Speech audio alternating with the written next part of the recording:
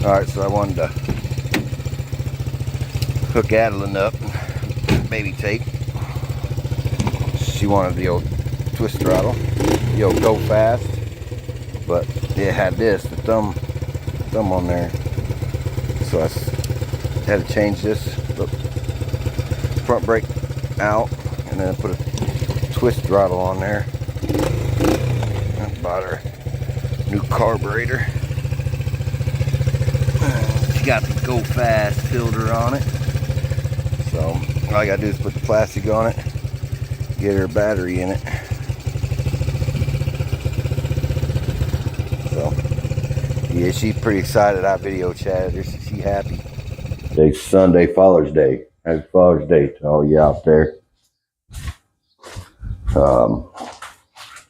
We're working on baby tapes four-wheeler today. She's got some run issues. I should say we got some run issues because I'm the one that's got to fix it. I've been working on this thing. I bought it for her a few years ago for her birthday. I think she was 4. I bought it for her. But the throttle's not real responsive as far as idling down. And kind of makes me think there's a excuse me, intake leak, a leak somewhere. But I've sprayed it with stuff. But I did see something, man, the other day, which was, or actually, matter of fact, I think it was yesterday on Watch West work. He used propane and went around the intake area of a car to find his vacuum leaks instead of spraying like brake cleaner or carb cleaner or whatever around there. So I'm not going to do that. I went ahead and just bought a whole top end, well, not a whole top end kit, cylinder, a new cylinder, new piston. And when I have the head off, I'm going to surface where the intake tube goes, where carburetor for the intake tube. I'll show you that when we get there, but I'm going to take the plastics off and the gas tank off, so that gives us some room. And when I go to put this thing together, I can make it easier to time it and get my valve set a little easier. I can't get it to idle down, man. After, you let go of the throttle, don't want to idle down real quick. It's still high idle, and I don't want her going and taking off on this thing, and then she goes, lets off the throttle, and it still wants to go, because the front brakes, I need to change cables in it. They're seized up, froze up, whatever you want to call it. Back brake works okay, but that's part of the back brake too. But I put the twist throttle on there because she didn't like, well, she liked the thumb, but her thumb would get tired after a while. So I'm gonna drink me a little bit of coffee and work on taking the plastics off, and then we'll get sit up and get to work on this.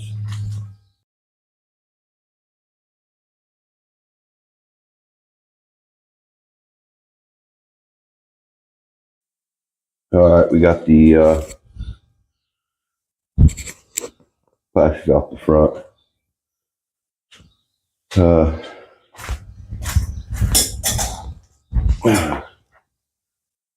Yeah. Oh yeah, right there's where I broke the carb thing. Of course, that's a Phillips. What did I do with my Phillips? There she is. Oh.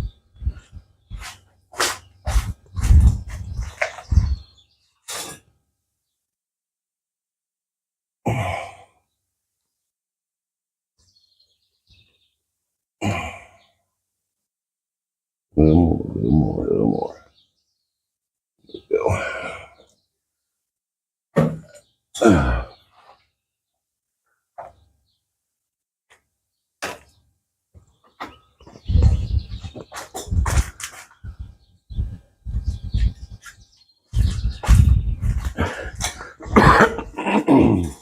here we go.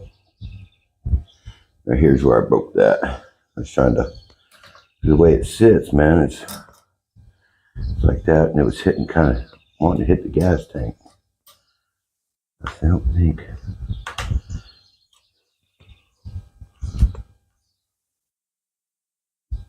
So I think she may be leaking right here, and I sanded them down, tried to surface them flat, and we'll see. I don't know how. I may end up putting silicone on there. I don't even think this has a gasket in between here. I can't remember. I don't think it did when I bought it. So I may have to use some RTV. Of course, I ain't gonna glob it on there, that's for sure. But you get this. Excuse me. Excuse me. I'm allergic to work. That's what that is. So we'll get the carb off, set our timing before I go and start messing with taking stuff apart. That way when we go back together, it'll be a little easier. Let me get this carb off there, and we'll move on from there. So I was right, there wasn't a gasket there, but there's an O-ring. Goes in there. So I don't know why it's leaking, man. Well, it may not be an intake leak. It may be I don't know. It's something in this top end. When we get this head off, we'll check out valves and stuff too, but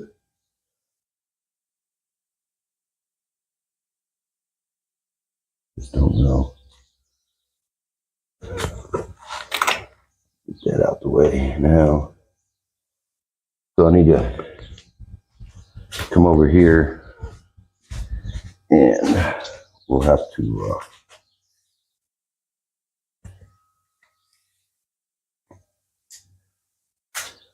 check out the old thing. Gotta take them off there.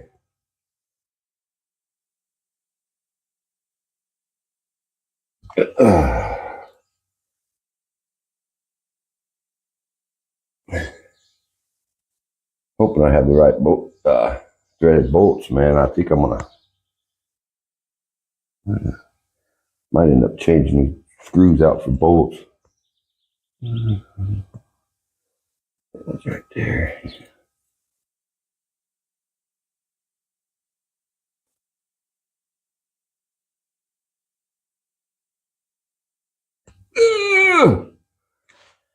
Have to get some vice grips for that one.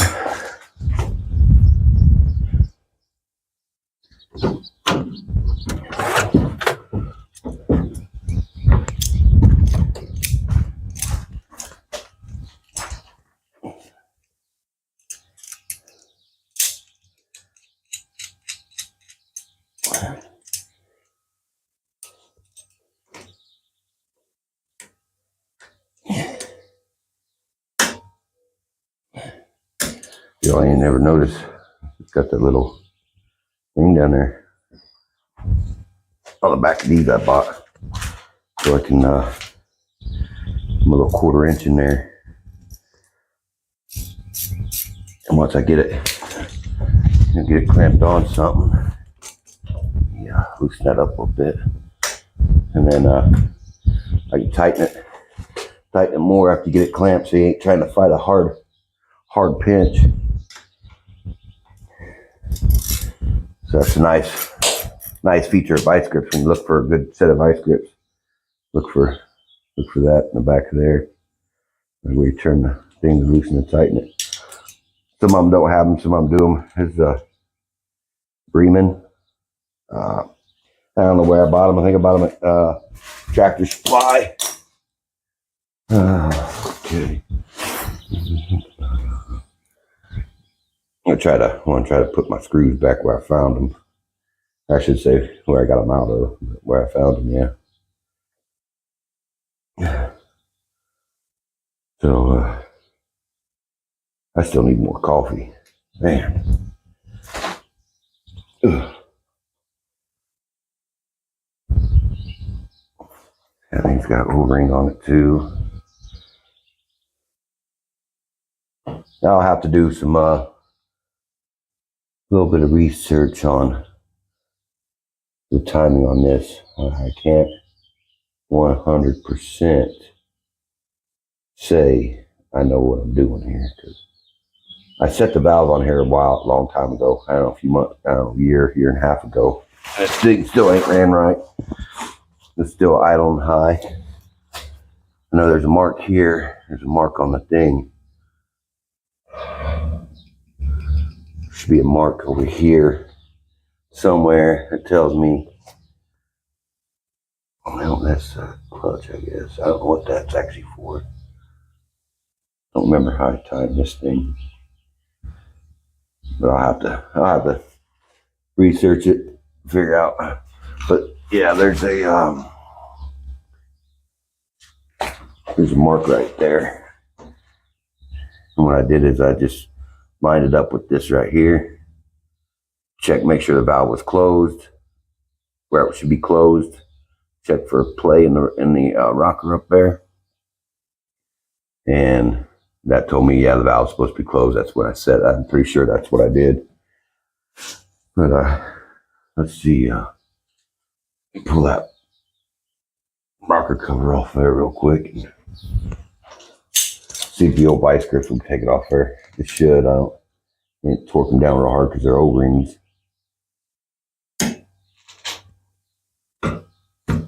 Ooh, I refused to hit stuff with my hands, and I did it anyway. Learn the hitting stuff with your hands, man, ain't real good. Wake up in the middle of the night, my hands are numb. I don't know why. I know why, obviously. But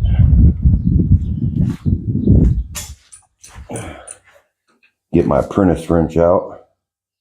Everybody else calls them a croissant wrench. I eat croissants for breakfast. Croissant sandwiches from Casey's. So, apprentice wrench to me. I'm still an apprentice. Been apprenticed all my life. Since I'm always learning. Or trying to, anyways. There's the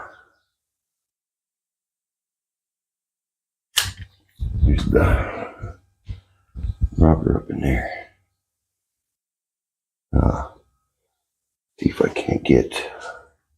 That's what size that is. I'm 100% positive what size it is. 5/8 for maybe 19.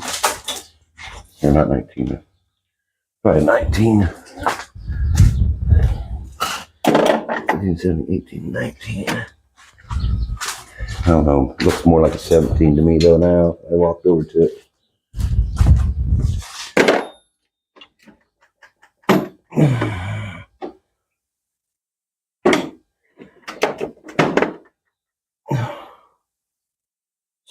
Right there. Yep, 17. We'll get let's see what we got.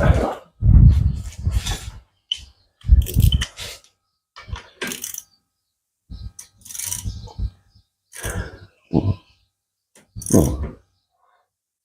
Okay, yeah. Scared me for a second there.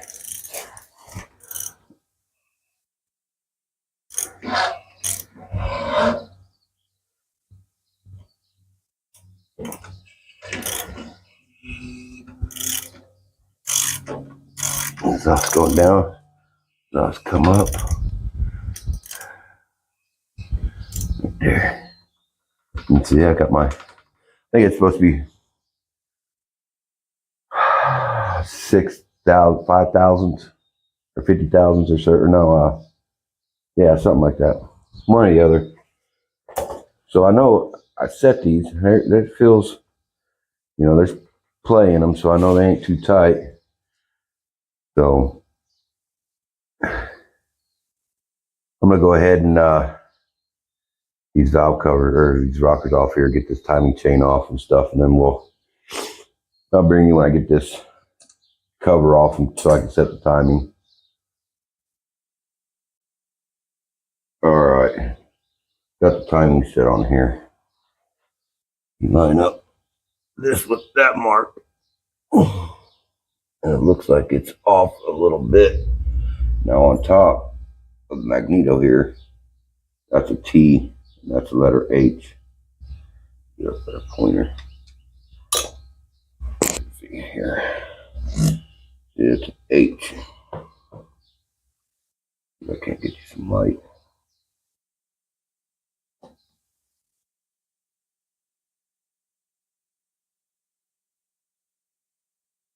There. See, the H is right here. There's a line, and that's a T. Right there, you see the line? It's hid behind the gasket. So you want to line up that line with that mark. See, if you look at it this angle, pretty well lined up. Oh, turn a little bit on me. Lined up. Come over here and look. And looks like I'm off about a tooth or half a tooth. So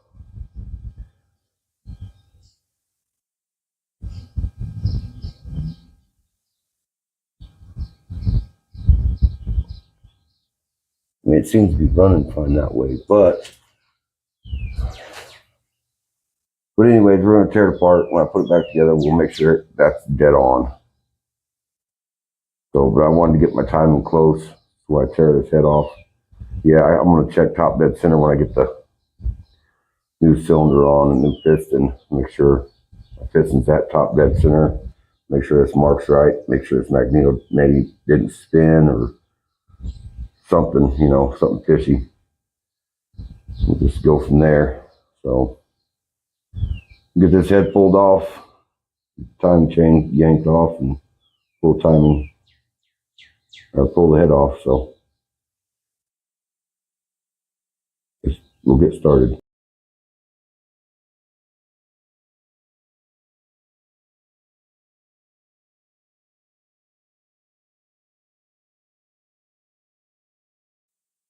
All right, we got all the bolts out.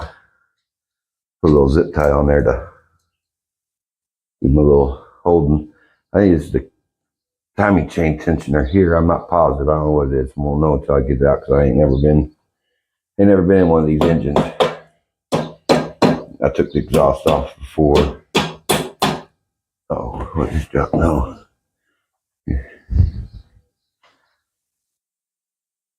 Let me make sure I get them out of there. Oh, you know what? Exhaust is still holding. I got the exhaust bolts and all that off there. I just gotta figure out how to get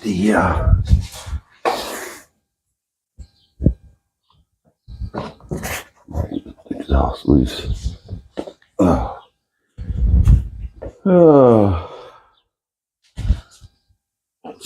That bad boy. Not real sure. Can't really tell. I think it's maybe a 12 or 11. I'm pretty sure possibly 12. Yeah. Oh, there we go.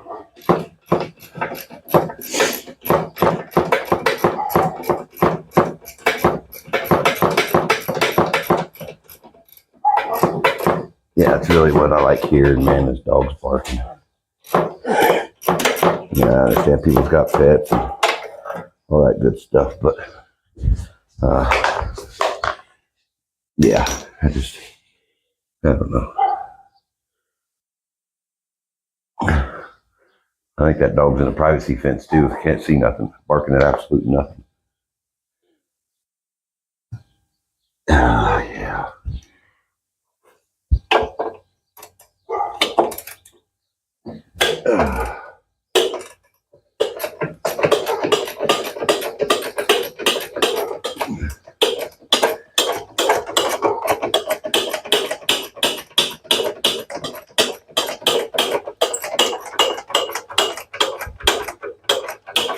I first moved into here, my neighbors right next door, they had two dogs that barked nonstop, constantly.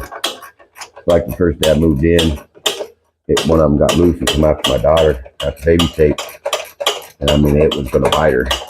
I mean Alan yelled, and I was out. Luckily I was outside, and I was able to tell Alan, "Do not move. You know the dog's he won't touch you. Just stand still." And I was able to walk over to her, but that dog was like kind of sitting there barking at her, like, and she was trying to run for the house. I told her, "Don't run, don't run. Whatever you do, don't run." So I was able to get over there and get the dog away from her, but I don't want to be. I don't promote animal violence or abuse against animals, but man, that would have been one bad day for that dog if it would have touched my kid.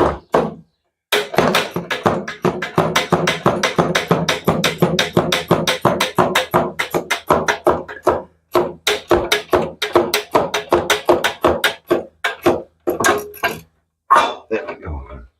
Exhaust off. I don't know, man. I didn't think I was going to have to do that.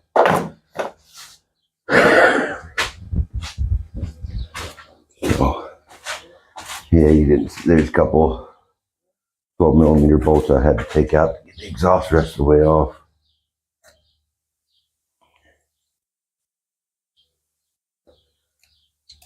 My zip tight ain't gonna work. Tighten it up a little more. Yeah, there we go, buddy. There we go. There we go. Ooh. Got some oil on here. You saw I changed the oil. How clean it is. Yeah, it's time we change tensioner.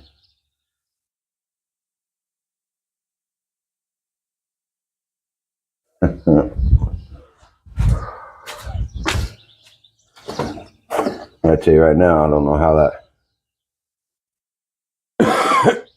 tensioner is going to work, or how it works. I don't know where it hooks on inside that motor, but we'll pull his head off. We'll see. Let's check it out. Let's see if she's actually on top dead center. That says she's top dead center.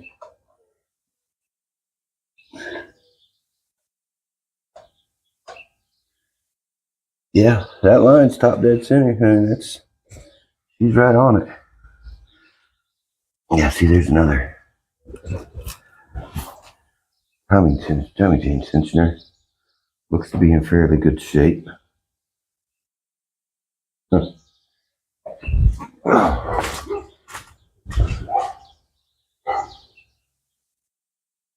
don't understand that part though, but that's just a keeper, so don't fall down in there.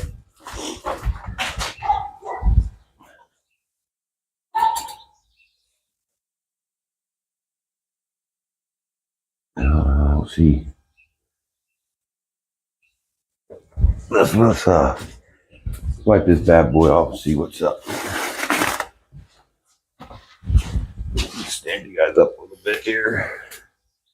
Be able to contour around together. It's a pretty bike right there, ain't it? I actually went riding yesterday. My kid had the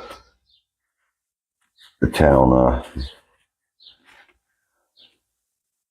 pageant, Miss Town pageant, and she didn't win, but she's going up against some older girls that their talent show was a lot better. Talon's hair wasn't fixed up really, her mom didn't really do her hair or nothing. Here's the head gasket, multi-layered. Not really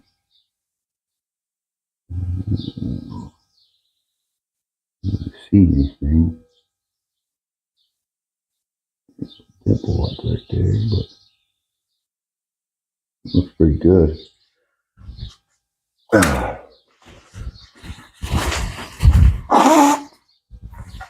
So here's where the real story lies. Okay, now.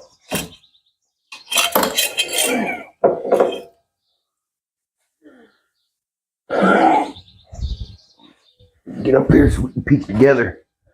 We get together here.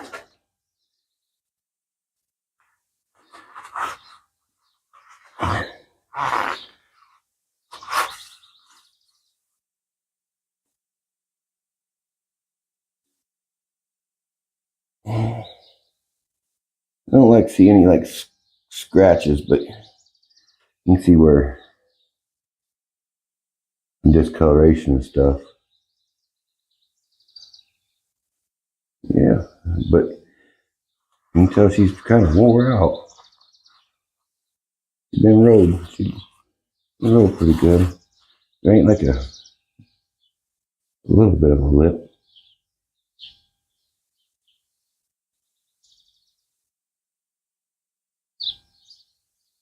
Yeah, a little bit. She bore down just a little bit. I don't think this had anything to do with it. Really, I don't know. It was kind of always a little hard to start.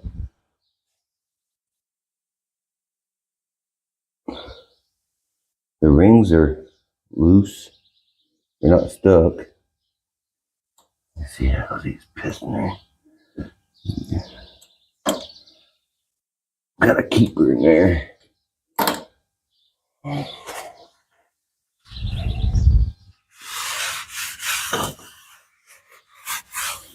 don't know why I'm wiping up oil. I got that. Looks like 5 gallon worth of power steering fluid from the dually leaking at the hydro boost.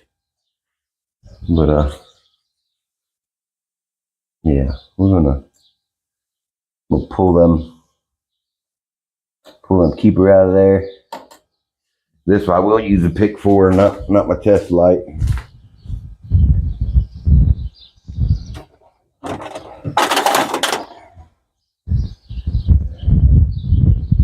My test light's usually just stronger at the tip than a pick to get them seals out of them cylinders. If you've seen my last video, like maybe my last video.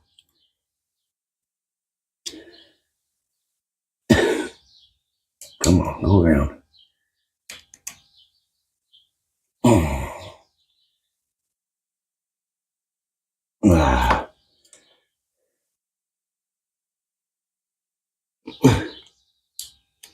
there we go. Gotta make sure I keep on to this because I don't know if it's the other one's got keepers with it or not.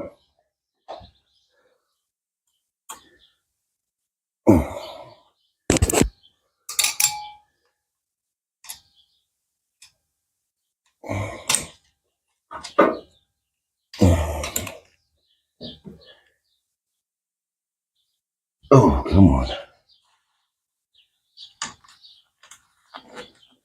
There we go. She's running, look like carbon buildup, maybe a little rich, but see the rings ain't stuck, and I didn't check to see what the ring gaps were, if they were a little side to side, but no in and out. Crank bearings are good. Come on. So, check this out together here. There's a little wear right here. That must be the bottom. That must have been the top. No, it went in that way, so that's the top. That'd be the bottom. See, there's your arrow for you put your piston in. It's got to point towards the exhaust. So All right, I'm gonna take a little break here and get set up on. I'm gonna pull one of these piston rings out. We're gonna put it in that cylinder, and we're gonna check, see what the ring end gap is inside that cylinder. See how wore out them rings and cylinder is, just to kind of give me an idea. You know that I ain't just doing this for no reason. But I probably am doing it for no reason, but at least you'll, I'll know that it's good, as far as many years of riding left in it. There's no significant oil leaks or anything on this thing. So, I mean, it's a good bike, a quad bike, whatever you want to call it, a four-wheel bicycle. That's where we go. But these new wheels all the way around it. That one's got a big old hole in it. So I'm gonna take a break. Getting kind of hungry. I haven't had breakfast yet, and I don't know, what is it, 8:30, 9 o'clock, and I usually eat twice by now, so we'll see in a little bit. All right, so we did ring gap. This is about 18,500, and this is around 7,000. Where's your overcoat? In the house. So there's baby tape. She bought me some Father's Day stuff. Some coffee mugs, Skittles. And gave her $20 at the carnival after her pageant. And you're supposed to use it to go and get on some rides. I asked her when she got here this morning if she got in on any rides. She said no. I said, well, what'd you do with the $20? She says, I use it to buy presents. I said, presents? Presents for who? She said, for me. So she took the $20 I gave her and bought me presents instead of getting on rides. What do you think about the four-wheeler? Fine. You gonna be able to put it back together by yourself? You don't know? Can I ride the golf cart? Hold on. So yeah, I was reading on a forum that 7,000 is tight and it should be around 12 to 18. I'm gonna be in a golf cart. So this is probably just about right. I think it's a little war, but I'm gonna go with the 7,000s. I'm just gonna leave it. So yeah, and then here's the valve, or the head, cylinder head. We're gonna get a lot of carbon in there. So not ain't too bad, but I'm gonna check them valves, make sure they ain't leaking. I'll put spark plug back in her and fill her up with some stuff after I wash it out with some brake cleaner. So let me get this stuff ready to reassemble and bring it back into it. All right, so we got the rings on the piston. This one don't have the arrow pointing down to the exhaust. This actually has where it says intake. So let's set it on there like that. Intake's on top. So I got it set, already pushed in there with the things set in there, so I don't have to fight trying to get the rings in the cylinder after putting it on. So I got to get the keeper out of this one because it didn't come with it. Put it in on one side. Get it out of there. Put it on the exhaust side. I should say the right side of the bike. And then I'm gonna slide it on there, and we'll get it put back together. I gotta clean the old gasket off there, so I'll bring it back when it's time to start reassembly. All right, I got the motor gasket cleaned off of it. So where's that other cylinder at? But I have a pin out of it.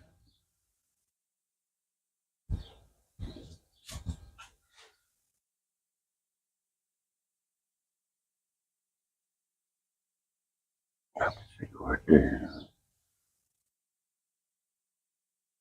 Yeah. So I use this form of gasket seal. It's slow drying, non-hardening. So, and I don't gob it on there. You know, I just nice small thin coat. Basically, it just kind of helps me helps it stick to the thing to when assembling it.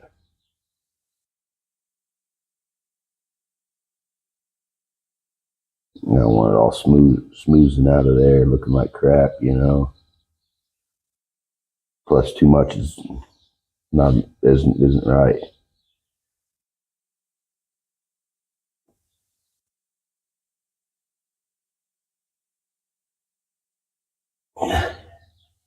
But I probably should have had a kind of like a high temp one, but I use this stuff on like water pumps and stuff too. So water pump gaskets.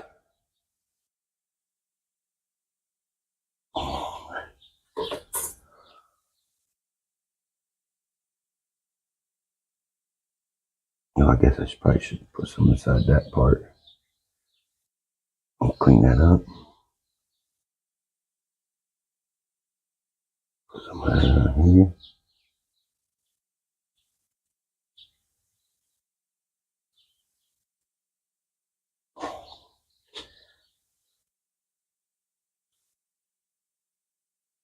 I think on that intake on that carburetor, I think I may just make a gasket and get rid of that O-ring.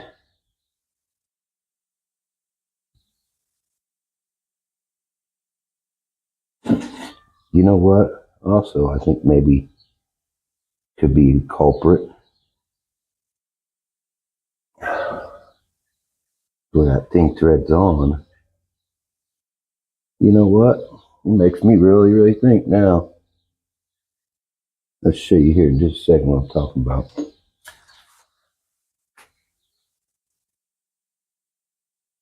I think because,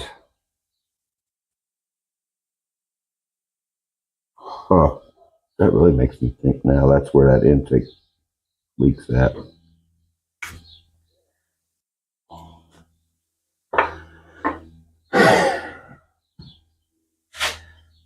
Man, if it is, I'm gonna be kind of upset there.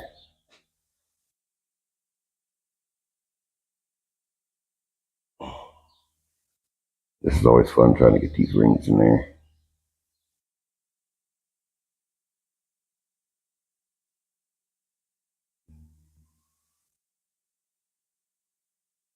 Ugh. Oh, come on now. Come out of there.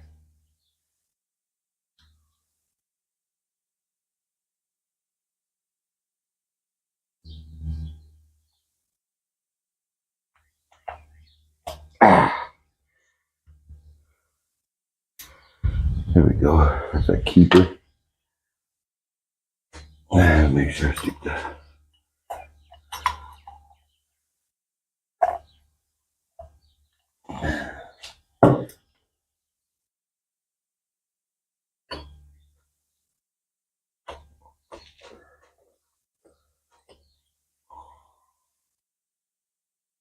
Keep my ring gap staggered here.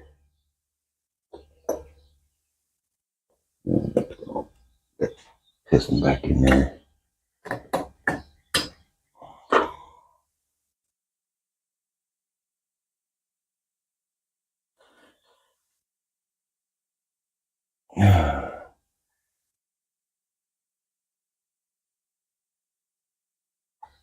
Yep, sure did. You goofy. I put the ring. I didn't put the ring on the wrong side. Assembly purposes, I put it on the opposite side that I'm working on, but we'll get it put on there.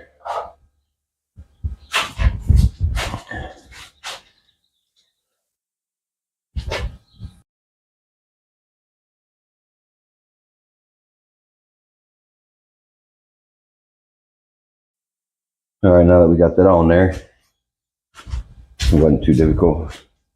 I'm gonna clean this head up. No, I still didn't look to see where that went.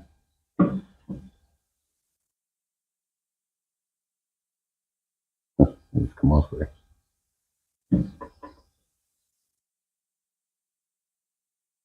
Oh, okay, yeah, I guess it goes down inside that thing.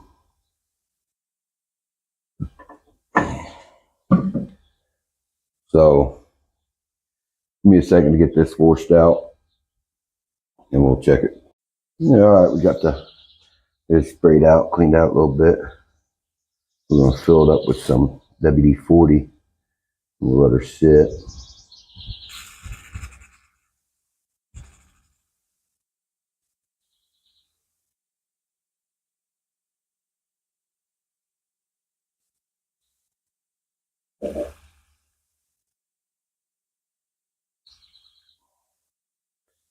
Should get everything filled up here.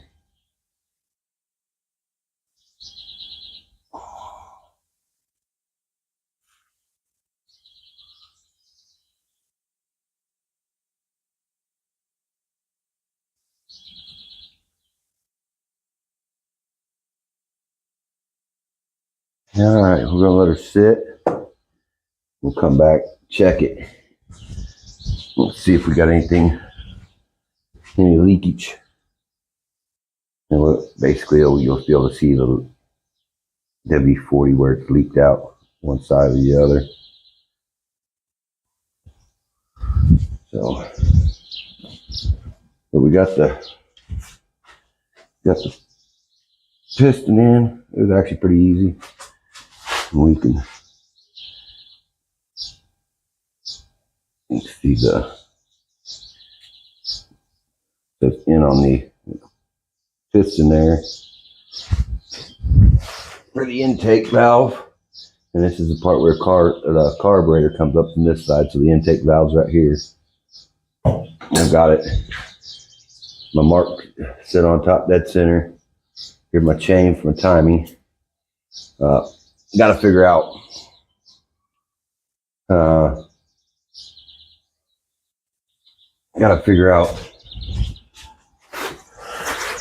the tensioner. I believe that's kind of basically no different than a car tensioner. So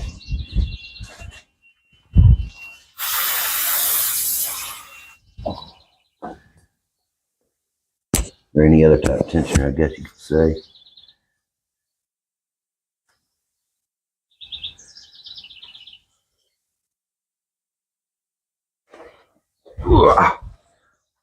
Yeah, buddy.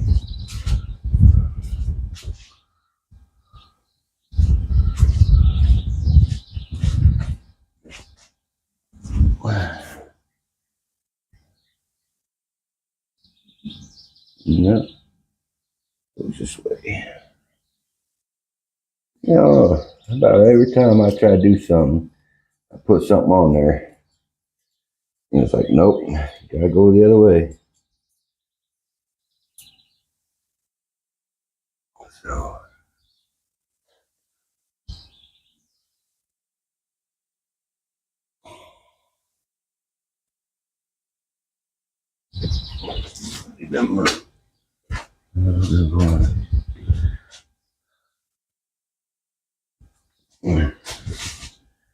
so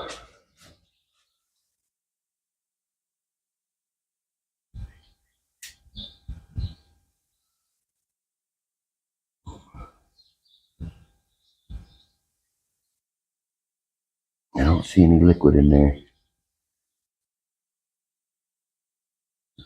There.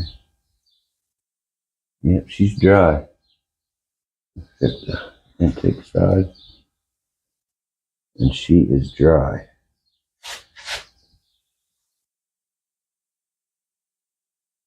Damn, she's dry.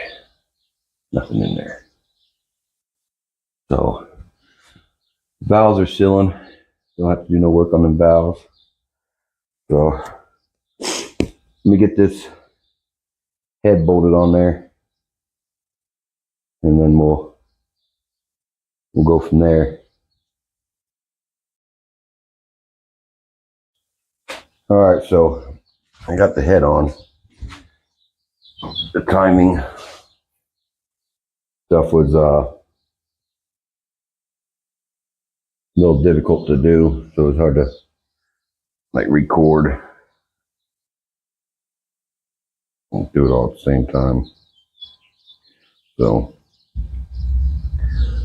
can't really say that. I mean, I have a stand, but it just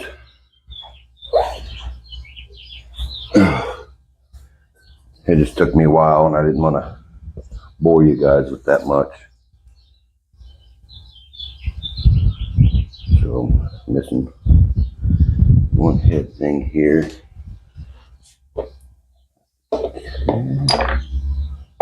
So where'd it go? Ah.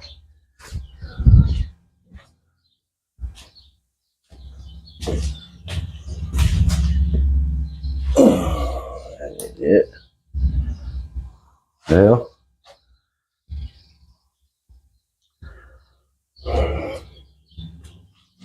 that ain't good.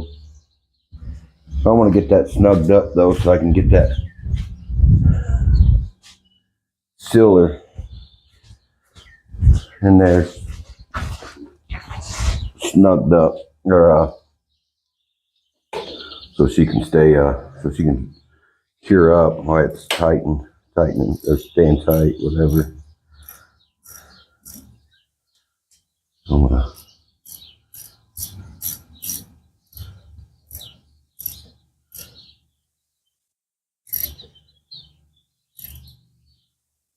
tighten them down a little bit.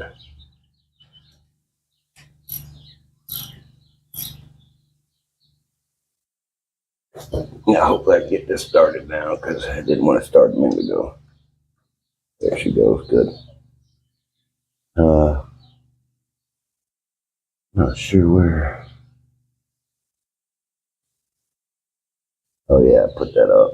That's right. Tighten this one up a little bit too. I know there's torque sequence and all that, but I'm not torquing them. They're not. They're just getting tight. So let's see, where's that beat? Here we go.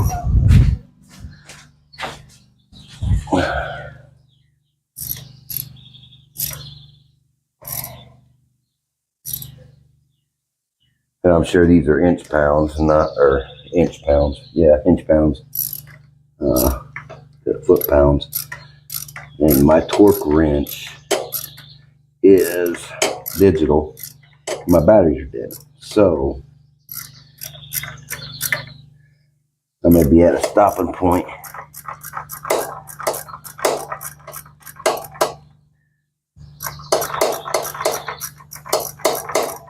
Until I get an inch pound or new batteries for my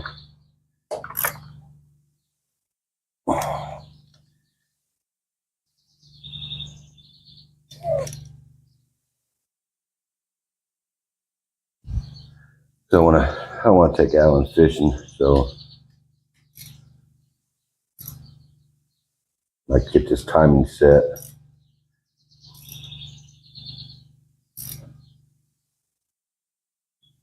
before I get done today. So looks like this is going to be a real pain in the butt, because this tensioner I can't get loose right here to slide my tensioner back.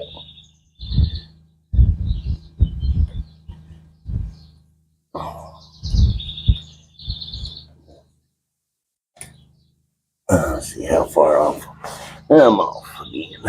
Let's see. Get on there.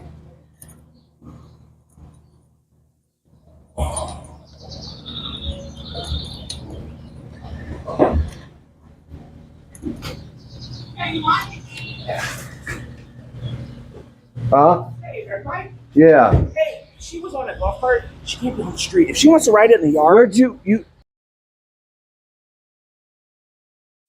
All right. So, got this timing done. You on that line there. I couldn't mark. And it's about exactly where it was at before, no matter which way I turned I went one, just one link over, made it too far down. And go back and just back to where it was before. So yeah, I was in here working on it just a little bit ago, and here come the cops pulling up in my alley. And he goes, "Hey Mike, how you knew my name?" I don't know. And he said, "Hey, your daughter can't be riding a golf cart out in the road." I said, "What?" "Yeah, she was out there riding around the road." I said, "What'd you do? See the cop take off running with it?" He goes, "Huh?" I said, "You a little liar." He says, "I know, she's seen me." But anyways, we got her back together there. This shifter here, it's this piece here. You can hear the little crunchy crunchies. I'm gonna spray that out and get her with some looby doob. Let's see what we got. See what we got for some looby doob. There's the cleaner.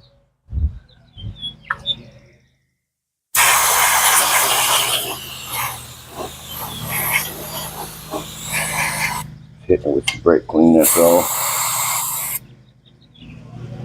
Alright. Let that dry up a little bit. We got this stuff that I used so much of it at work that I got a little bit I can spare. So yeah, you don't hear no crunches in it. So should blow her out with some compressed air now, get her dryer out.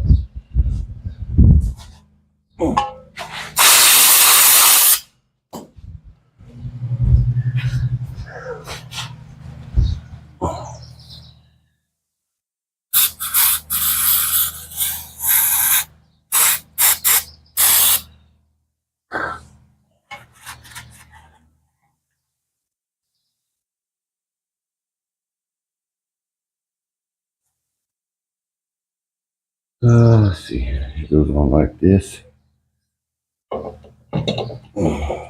Yeah, somebody called the old police on her. She took off running from the police. He said, "I ain't gonna write no ticket." I said, "I know you're not." We don't I had a bad running with them here a few months back. Yeah, his mom was dropping her off, and he was one of them that they pulled her over in my driveway, and yeah, I took her mom to jail because she had missed a court date on accident, and she didn't know it. They ran her plates and pulled her over and took her in, but he was with them. They were trying to come in my yard to get her. I told them to stay off my property. Yeah, I ain't got to. I said, "Yeah, you do. You ain't can't be on my property." "Well, she's got a warrant." I said, "She's got a warrant. There ain't no search warrant. So you need to stay off my property." And it was right by the road there a little bit. He was kind of in my driveway. And he's like, "This is public." I said, "It's not public, bud. Who do you think put the gravel in the driveway?" And see what it is, it's a utility easeway. And he just thought he you know, he's assuming that it's public. It's a utility easeway through my yard. Just because it's a utility easeway don't mean it's through public or through a private individual's property. It don't make it right. And I told him to quit acting like a little kid, arguing with me about it, just back up and de-escalate the situation. And of course, he didn't do it. So I went ahead and separated myself from him. But he come here now. He was the one to come here now, and he's all nice. I told him, I said, you ain't the one who want to argue with me, man, because you ain't gonna win. And I went in next day and filed a complaint. But then, obviously, he probably just got slapped on the old wrist and did a little talking to. Hey, you gotta learn how to speak to people, because it was more of, you know, kind of not de-escalating and trying to belittle a person. I told him, I said, I'm not the person to be messing with, and I'm sure he went to records and figured out who lived here, because I ain't had no contact with them. But yeah, hey Mike, how do you know my name? I didn't give it to him that day. So yeah, he snooped me out, but it was all good. It's all actually on film, because I had my speaker or my microphone on me, so I may put it in there, I may not, I don't know, we'll see. But he was nice enough, so let bygones be bygones and move on from it.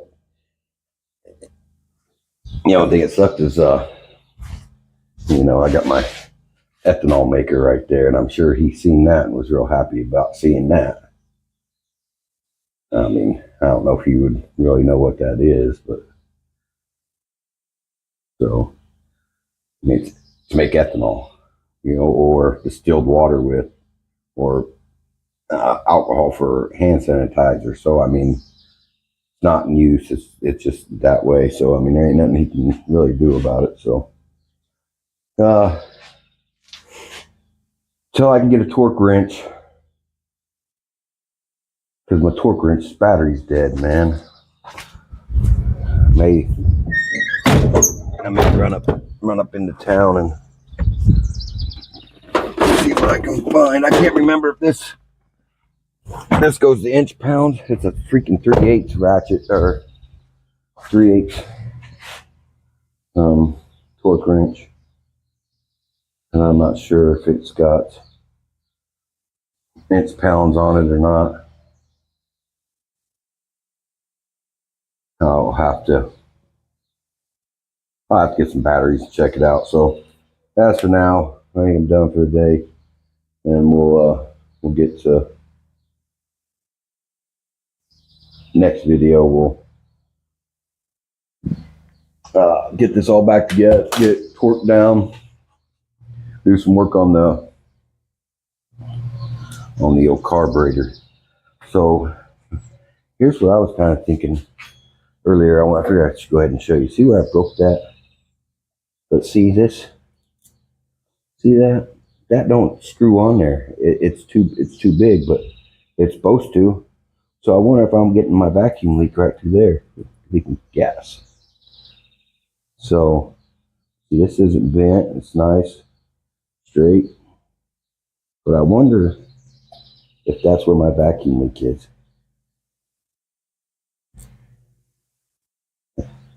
Could possibly be.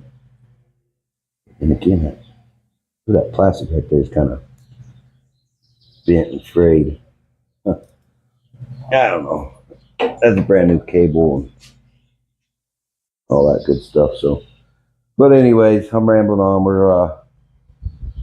We'll see you on part 2. Y'all go get you some lunch, because it's about noon now. So I posted a little video yesterday. It's about my sister. She got what they call Guillain-Barré syndrome, and something to do with your nervous system. It's a real rare thing. So, you know, if y'all can like maybe share it, donate. I mean, if you can't donate, share and help. You may end up reaching somebody that can donate. I know not everybody's got a lot of money nowadays. It's hard to try to help out people, man. There's a lot of people out there that I'd like to help out, and I just can't do it. I mean, I try to help people out. They need a little bit of mechanical help here and there with their stuff, or if they have questions on, hey, what do I do? It's not working right, whatever. I'll give them my opinion and what I think can help. I try to do my best with helping people when I can. It's not every day. It's unfortunate, man, that just can't do it. So on that note, we're back today. Do a little work in the garage on the old go-kart over here. It's I'm waiting on parts, man. I don't like them big wheels on the back of there. It's too obnoxious looking. I mean, it's cool, but to find wheels that would fit the front to keep it kind of level, and then it makes, because that's level pretty much right now, and it looks like it's just not it's too high. I just don't like it that it's that high. I did get a new rear sprocket in, a 62, so it's a little smaller, so I'll be able to drop it down farther when I get low tires. I can't find 4x4 6-inch rims nowhere. It's just absolutely impossible. To fit the 4x4. Now they have a 3-lug hubs that I can put on there, but then there I am. I'm spending more money that I don't have. So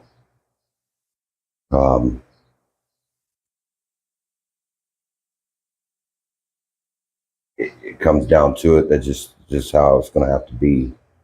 So we're going to get back on her four-wheeler today, and here's the deal with why we haven't been working on that. I had to wait for new head and cylinder studs. They snapped one off, and I looked everywhere for the torque specs for this thing, man, and it was too much. I knew it was too much, but I couldn't find any other torque specs. Some were saying 25 foot-pounds, some said 28. Heck, one even said 28, and then another 180 degrees.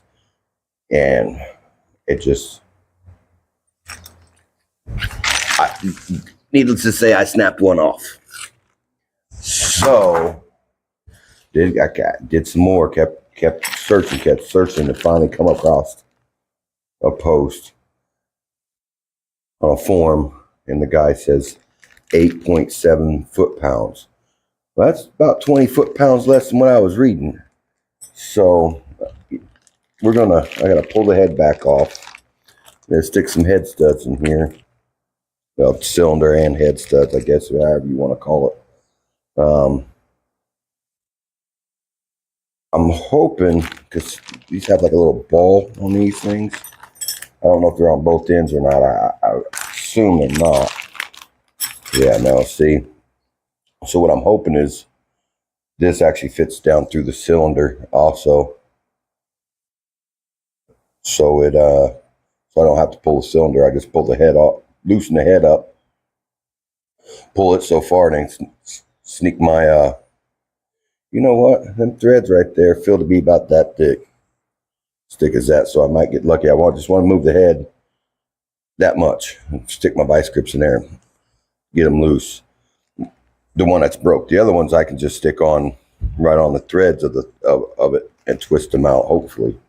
So if I can get that other one out without too much fighting, that'd be great. If not, I'm going to have to pull the head all the way off and get on there and try to get it out of there. I mean, it's broke here, so I have this much to play with, so I should be fine getting it out. So that's what we're going to do. So I got to take the head bolts off, or they're nuts. They're acorn nuts that's on the heads. head studs now. So all I gotta do is just loosen them fellers and see if we can't move that cylinder or the head up a little bit. A little bit for you guys. There's some acorns. And we gotta pull the and of course I didn't grab the right, what you want them to call it. If I grabbed the right stuff, I just didn't grab a 1/4 inch ratchet.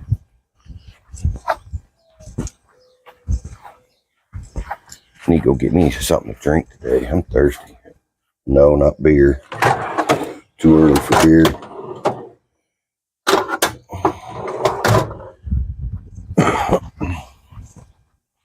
I don't really drink anyways, so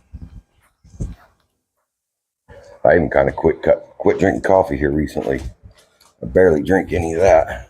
You know what? I need to get an extension. I do have one.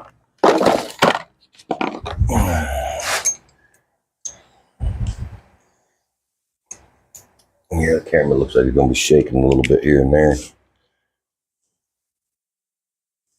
I don't know why that's doing that, but I'm going to have to go get a wrench. I think I got, for sure I bought it out here. I should have probably bought some new of these things too, but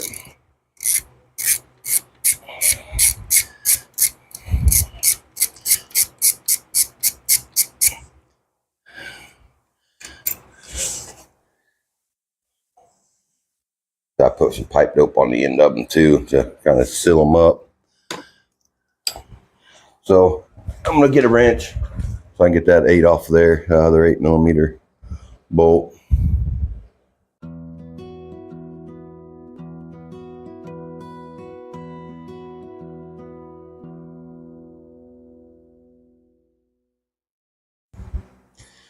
All right, there we go. Took the head off. I already kind of popped them free to make sure it's gonna come free. So yeah, she's be coming off there pretty nice. I think I might just change just this one. I don't know. I better just do all of them just to be on the safe side. I wish I had the freaking front brake cables right now. I'd change them. May end up if I put all the plastic back on just to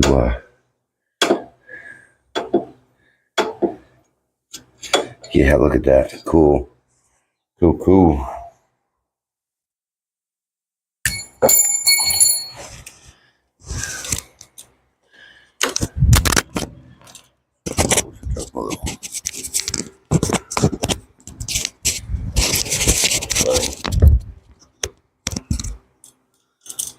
yeah, I don't know if I really want to change all these, but probably the smartest thing to do.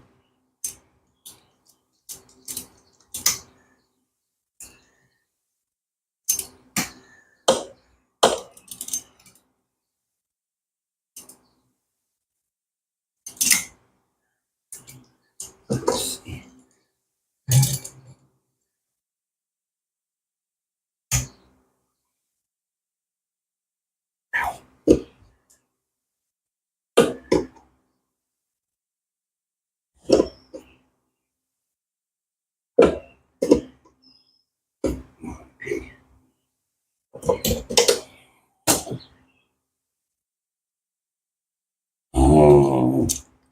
Well, I'm not gonna have you guys sit here and watch do this whole painful process.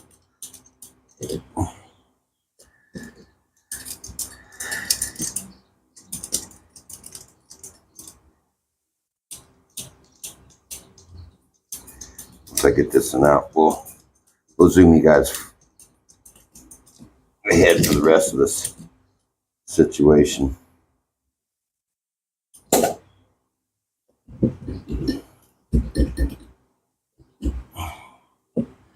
Yeah, freaking head's got to come off. Cylinder's got to come off. And I'm ripping my gasket. So, yeah, probably end up having to get a new gasket. Yeah. All right, well, messed up that gasket, and I hate using silicone for RTV. I think that's just what we're going to have to do. I can find some.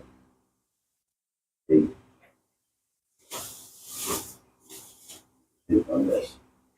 We'll organize it right now. I got a little bit. I got that non-hardening stuff I might just use that I put on there before. Uh, they used it for the whole breaking that stud.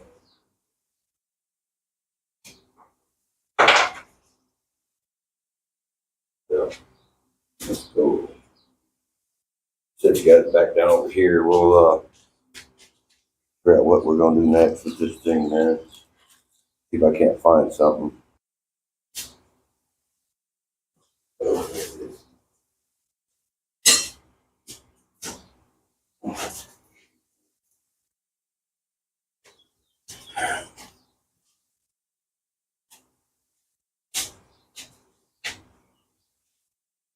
But I found this, and I don't want to use it. But I messed up the gasket, and I ain't ordering one and waiting for it to. Oh, you know what? I better put the studs in before. No, it'll probably be easier to rub that stuff on. Let's see, what should I do? I'll put that on the head. So, better put these studs in first.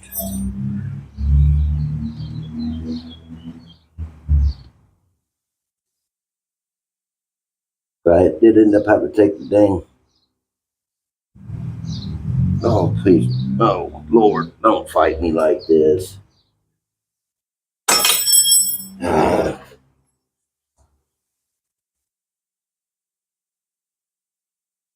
And threads.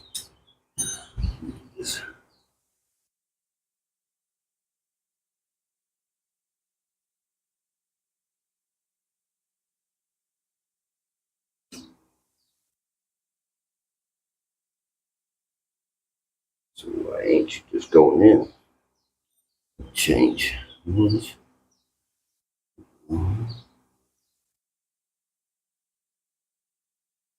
Yeah, then we're going to have to double nut these fellers.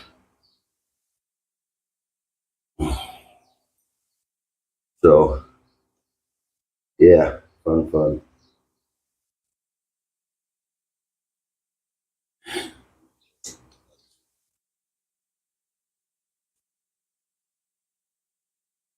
All right, I'm gonna find some nuts that will.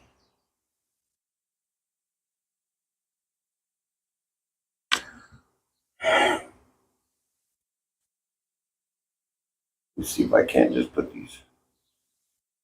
Oh, I better double check, make sure these are gonna fit through there, and they don't. Are you kidding me?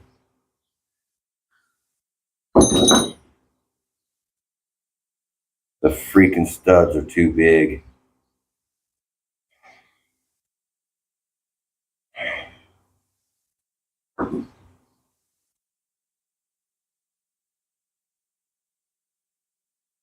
Got the alignment pins.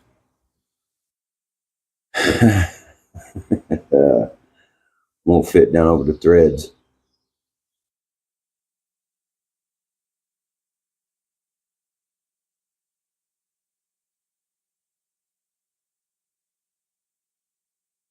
I mean, they'll fit through the head, no problem. Think. Nope, they sure won't.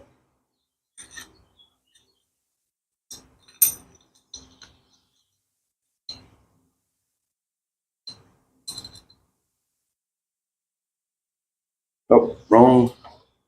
Well, we're done with that for today. Fuckers, man.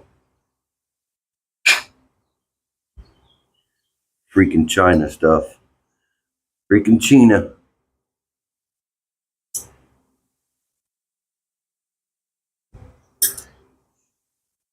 So So it looks like this is where we're leaving off on this video.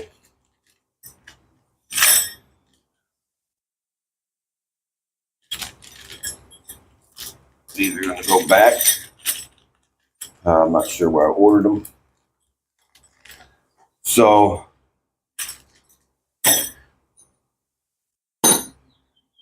oh man.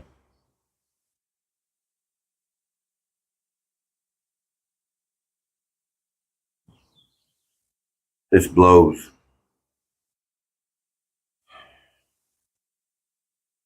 Well,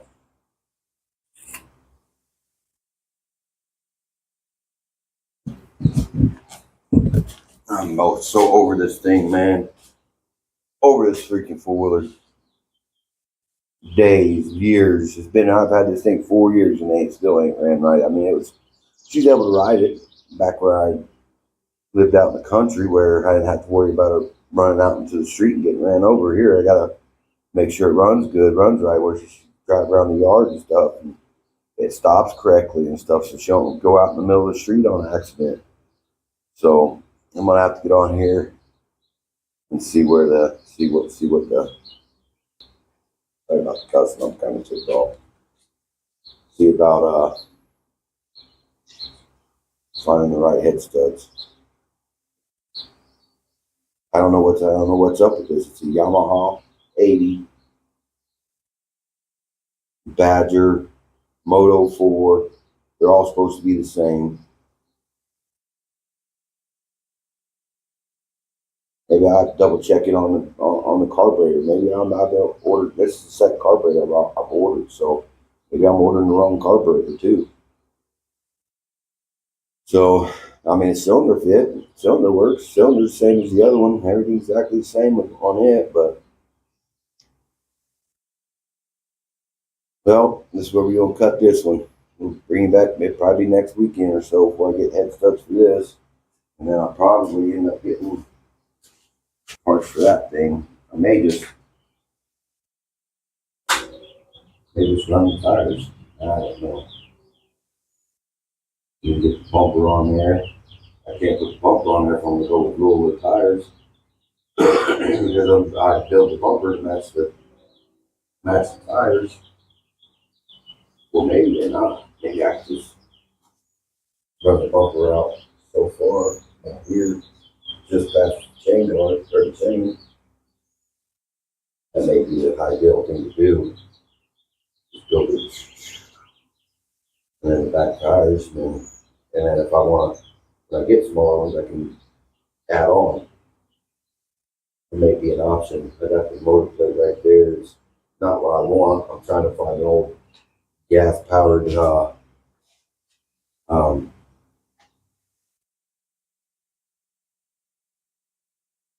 what do you call it? Air compressor. So if I get a gas-powered air compressor, it has a motor plate, and they're a lot longer because it has the plate for the pump on it too.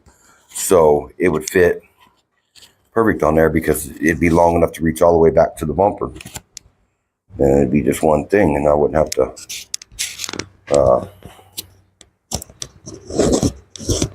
try to scab together bracketry. So, but anyway, on that note, I've got that on the back of the golf cart. I need to get put together, the engine stand, so we can get some work done on the old small block. But I don't know. I don't know what I plan on doing here. I'm kind of in limbo. Should I work on the go-kart? Should I work on the motor?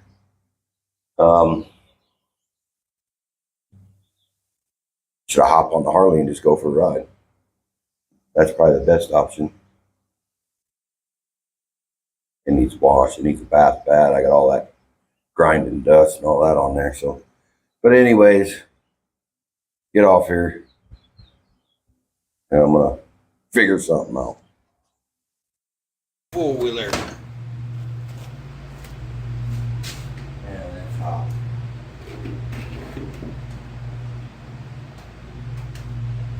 So if you can't hear nothing, it's because my fans are blowing. Ended up getting the new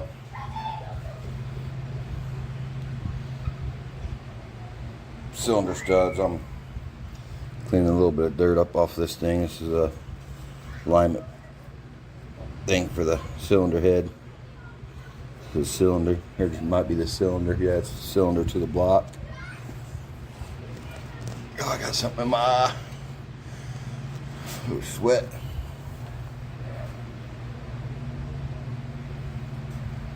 Oh, that burnt. So, that's the part number. And it's Yamaha OEM.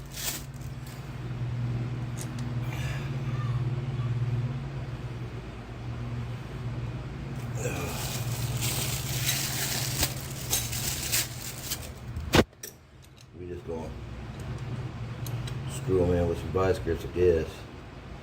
I know I can double nut them, but I don't think I got any nuts that will fit it. I could use the acorn nut that goes on top. I guess that would be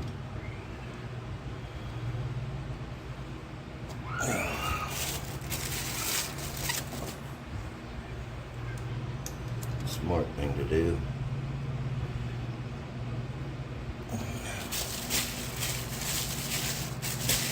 And I lost the other nut. There it is. Had to buy a new nut. That's the part number. I had to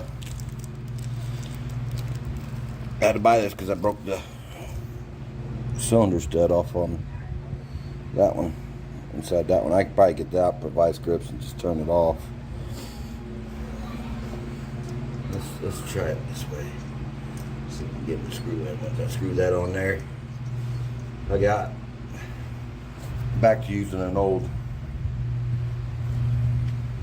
phone for a camera because when I went to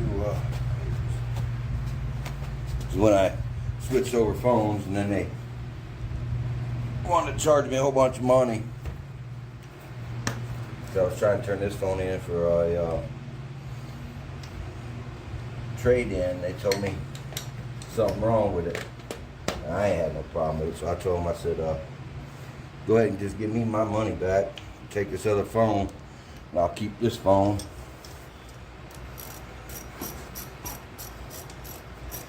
So, yeah.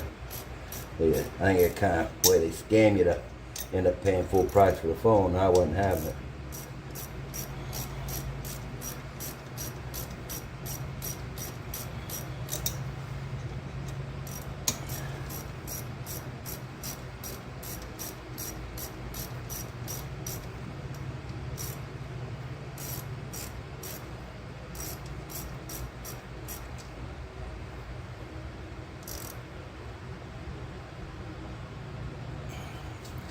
Tight enough.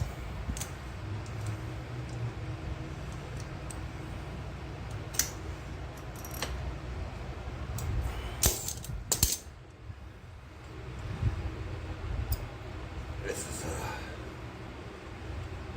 not fun, but I gotta get this thing done. My kid wants to ride it.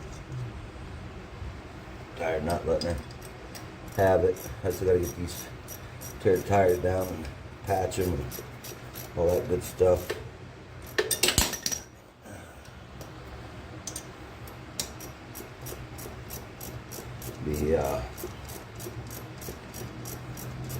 It said I bought it, and then her mom wanted to borrow it. It said at mom's and for a long time.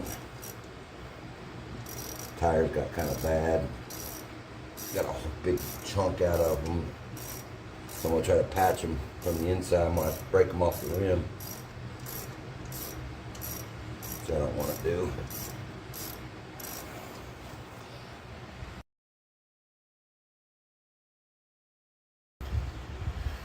Alright, it calls for like 8.7 foot-pounds. I changed it to inch pounds, 104.4, so I just went 105. Give it a little extra. I don't think it's going to hurt anything. I mean, I've already broke them, so once, so it ain't going to hurt nothing to break them again, I guess. And I'm just going a little bit on each one for now. I don't have like a certain, I don't have this set at like, say, 50 inch pounds. I'm just doing a little bit at a time on each one.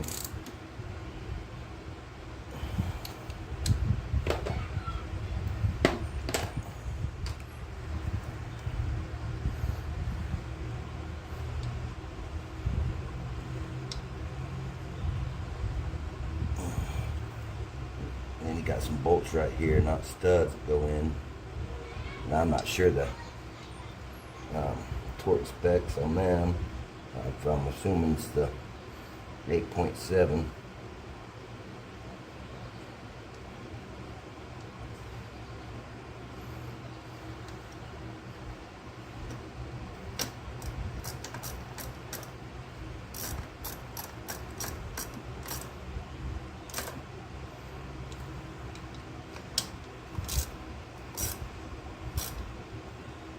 And probably ain't as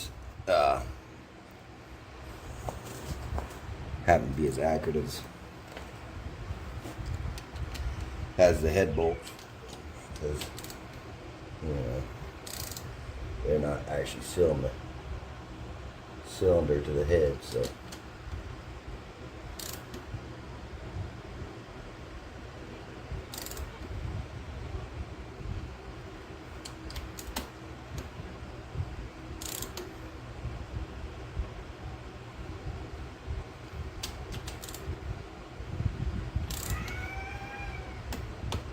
Right there. Right down over here. Right there. Right there. Right there.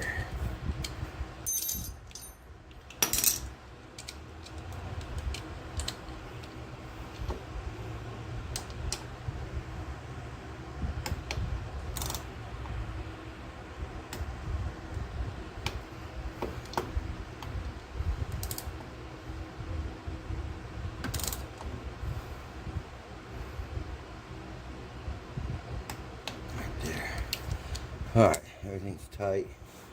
Let me go back around one more time.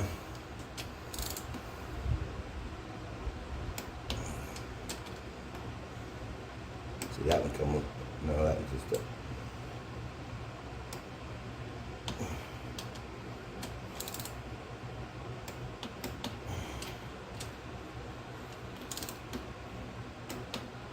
a... Alright. Finally. Cylinder head back on. You know what I think I lost? I lost the I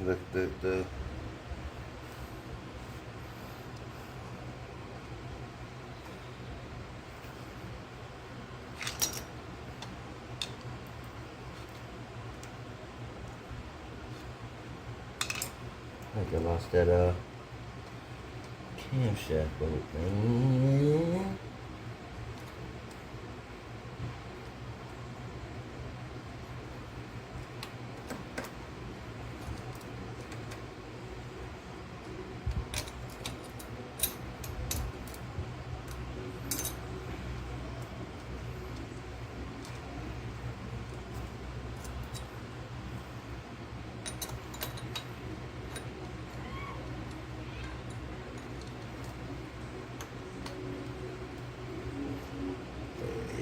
Right there.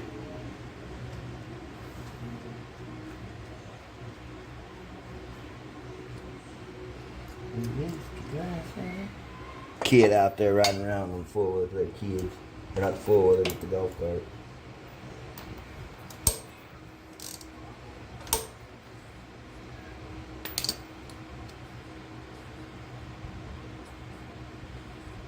What the? See that? What's going on there? There should not be that much movement.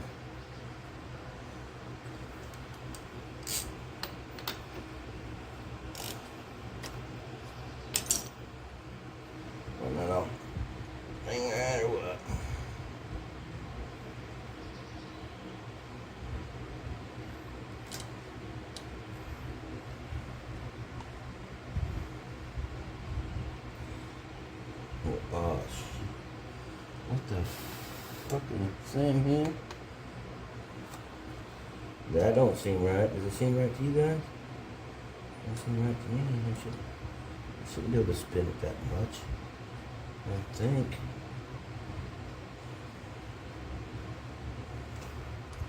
Maybe I am. I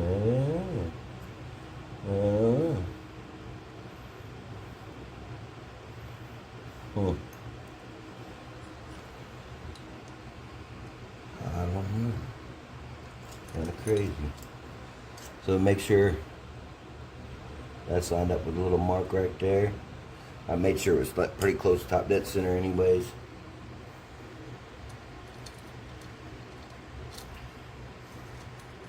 That don't feel right in that head though, man. That camshaft don't. I don't know, maybe.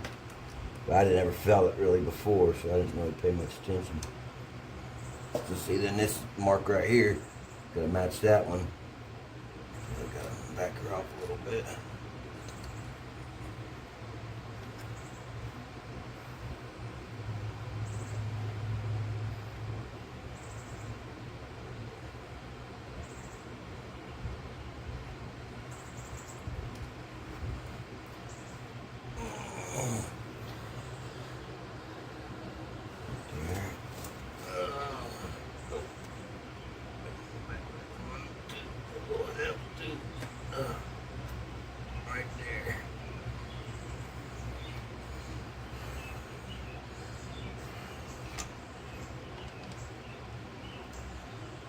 There.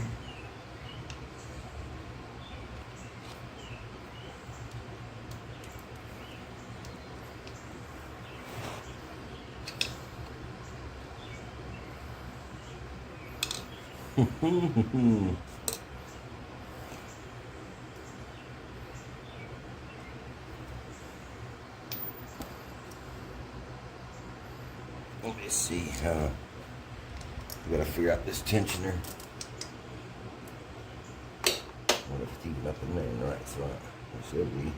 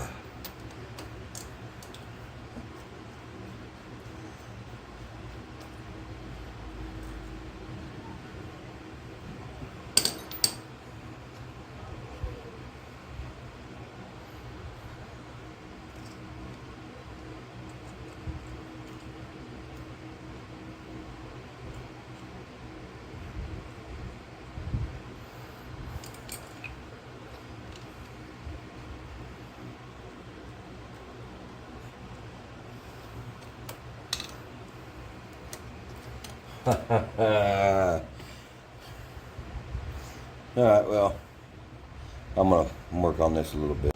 Alright, I got this all set, The camera wasn't recording. I thought I hit record, but I had my finger over the spark plug hole and it was shooting off some pretty good compression. It was pushing my finger away. So, we're gonna take a little dab of fuel. I got the plug in there now, everything's hooked up as far as like it should run. We're just gonna put a dab of fuel down here where the carb should be at. We're gonna turn this on to run and we're gonna see what happens. Nice. Everything's running the way it should. So, time to stick her back together all the way. And then I'll fumble with this carburetor, get this carburetor situated, and we'll see what goes on with it. Hopefully that leaks right here. I broke this trying to, but I think because of the way this is, it don't fit in there right, man. It's loose, so I'm thinking that may be sucking air right there.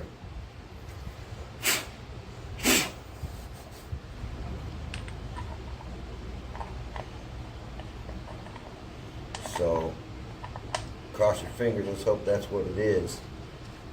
My kid ready to ride this thing.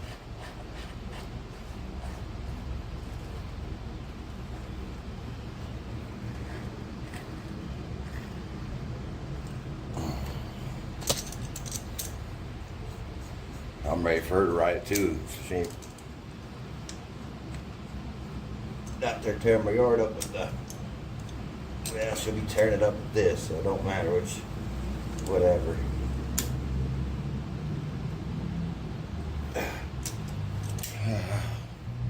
Let's see, where?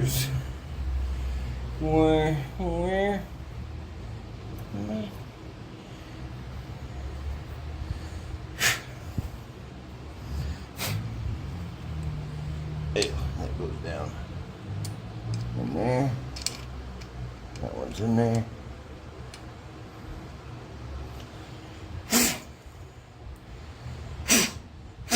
Oh, while I'm blowing, I got my air compressor thing right here.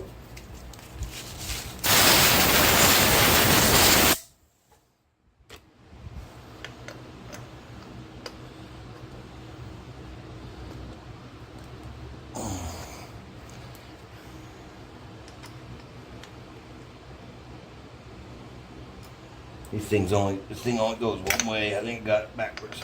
Nope, that'd be the way it goes. Well, maybe not. Well, I had it the right way. Oh.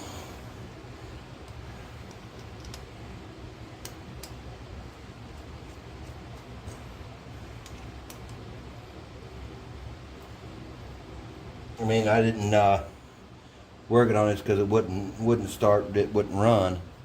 And it's all because of it don't have the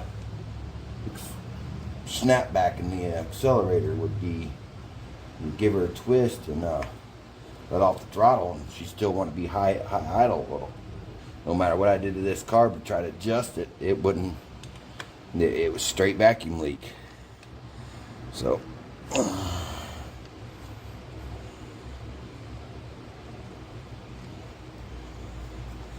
Oh.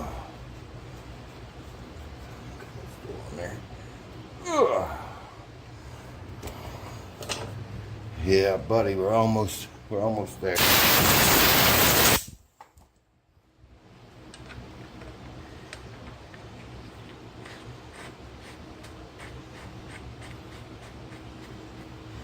Yeah, why I do all this? Let you guys have a little break and watch me do nothing. I'll bring you back when I get the exhaust on in the intake. Alright, this is what I found here. See that? Little raised spots. You put that on there, and you can see through there. That's basically level there. And I got that gap. Come on, boom, there.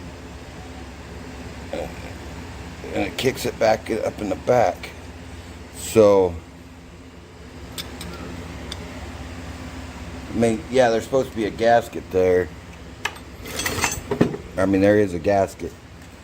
What I'm gonna do is I'm gonna file them.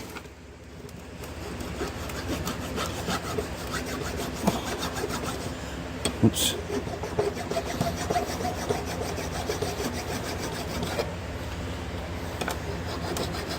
We'll file them flat.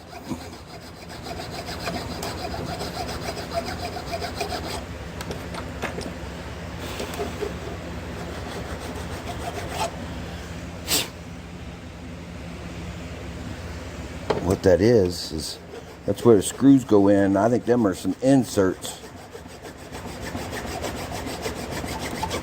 Hope I can get them screws to go back through there.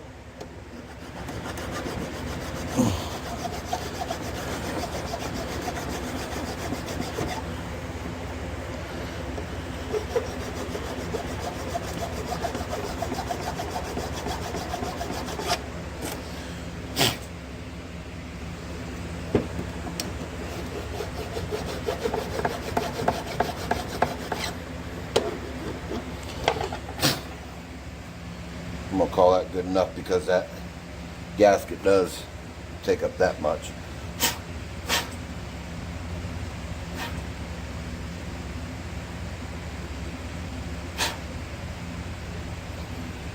So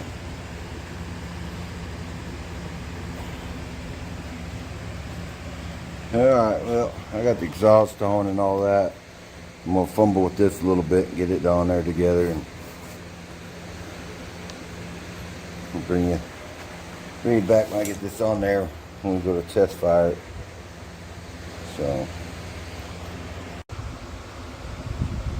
alright, carb's on. I got the thing just set on there though right now.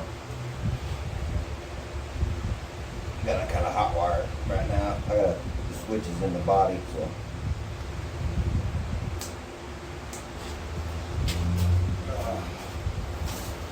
Give her a little choke.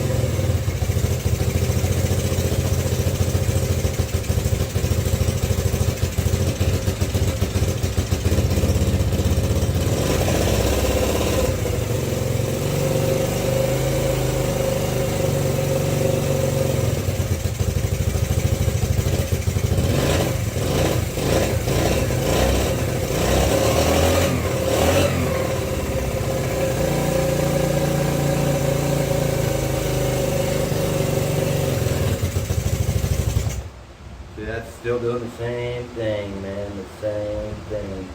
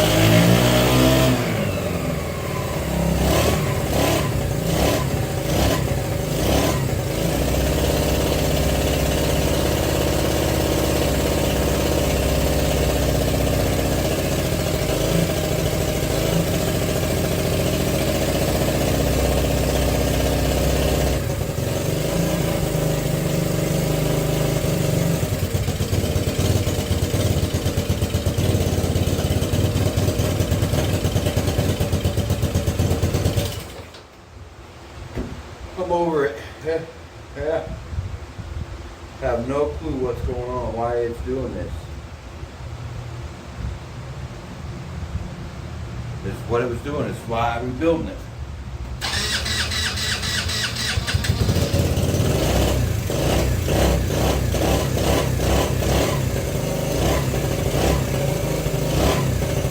Throttle acting like it's supposed to do.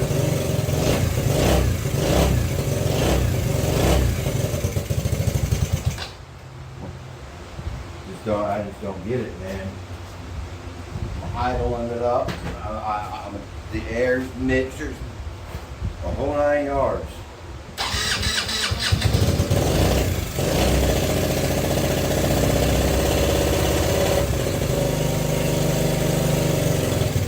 The idle's all the way in, all the way in. That should be revving.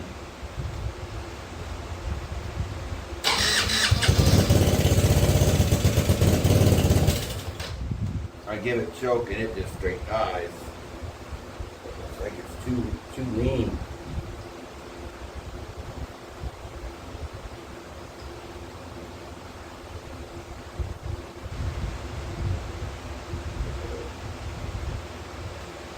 Take this. That's that one.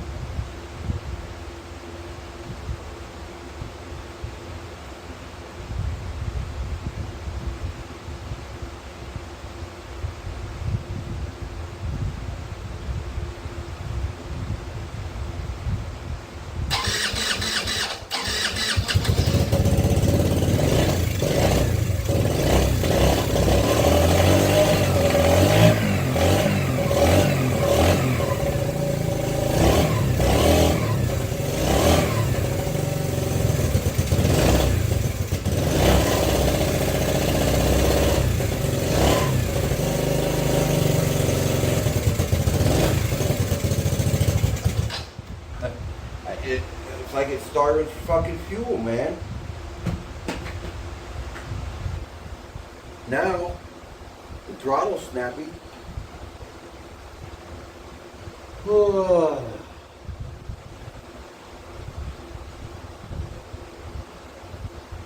Man, it's gotta be running. Like it's running out of fuel. I mean, I've got the idle turned all the way up and it goes and dies. Adjust the idle air just now a little more out, and it actually seemed to be running. But the throttle's snappy like it's supposed to be. I fixed that, whatever it was. I put some silicone here around the O-ring and everything, which, yeah, you ain't supposed to put something here, not with an O-ring, but I did. And right through here, there's a plastic sheeting. I put silicone around when I to seal up any air leaks there. But everything else is starting. Everything else seems to be working like it's supposed to be.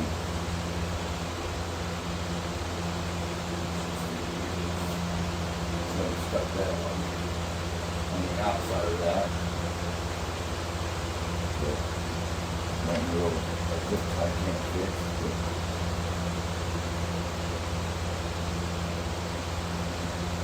do that right there. Let's check to see how much fuel we're getting out of this tank.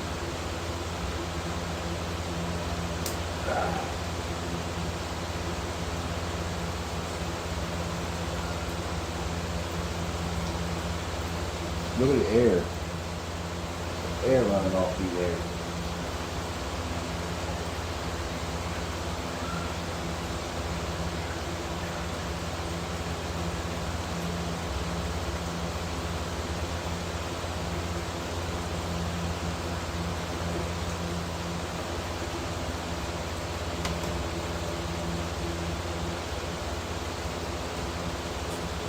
Air.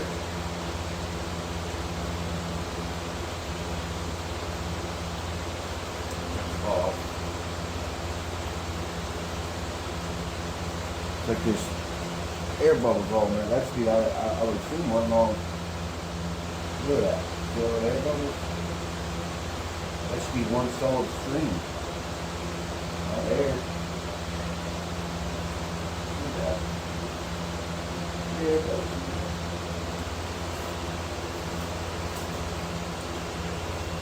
So I'm getting air into the fuel going into here.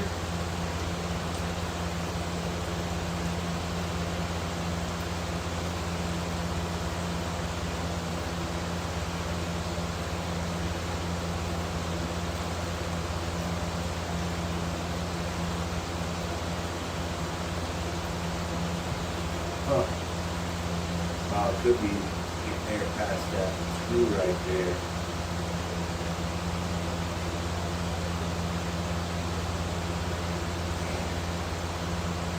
Something's up. I'm almost out of gas.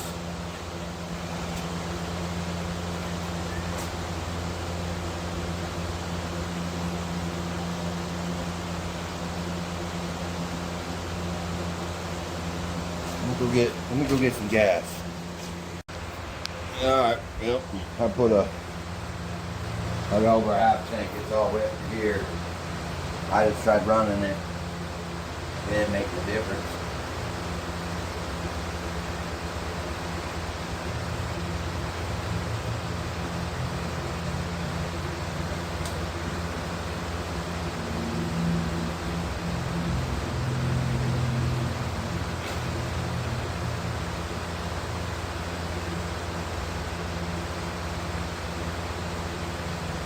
I'm gonna pull the car. Ah, dang it, man.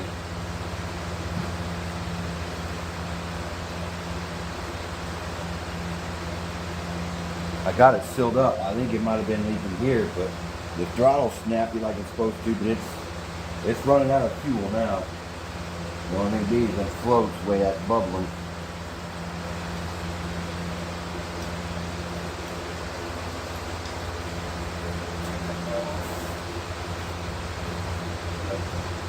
Fuel now. I'm just going to pull the bowl off. I don't want to pull that top off. I've got it sealed now. So I'm going to try to clean it on the forward.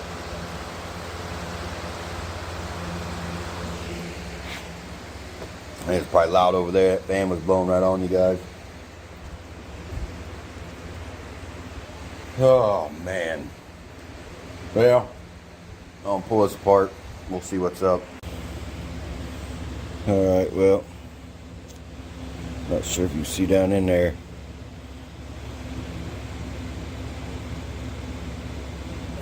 I sure can't, but I'm going to take it over here to the light and actually look through there.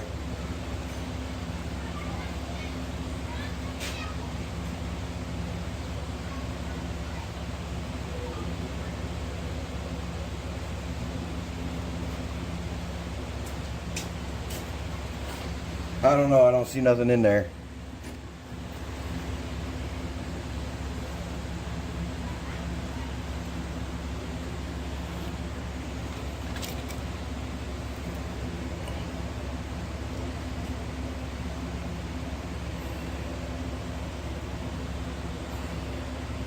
Let me get some wire cutters real quick.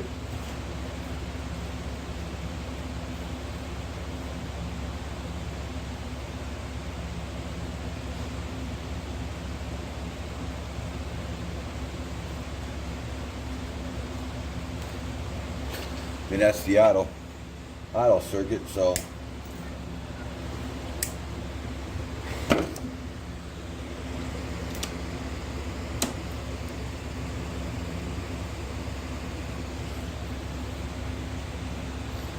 why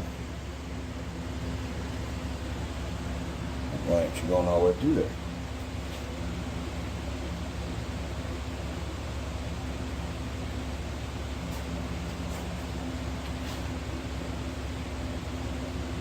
Man, I think there's something in there. I'm not sure, but I think there is.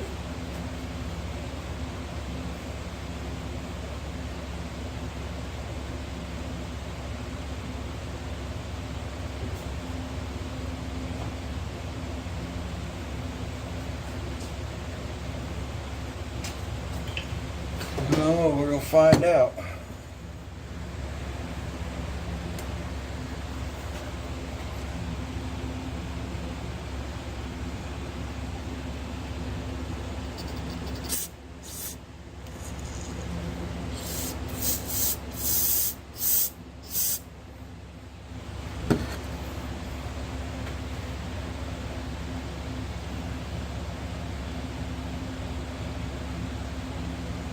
Man, there's something inside that circuit. Yeah, I'm pretty sure there's something in there because now I can't see through it after I blew through it.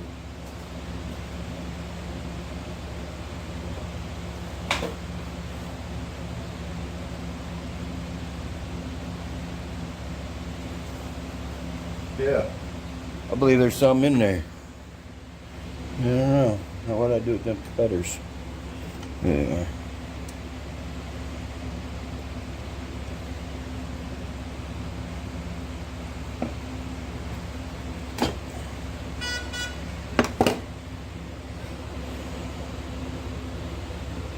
Yeah, look at it. Look, I just now got through it. I don't know what's in there.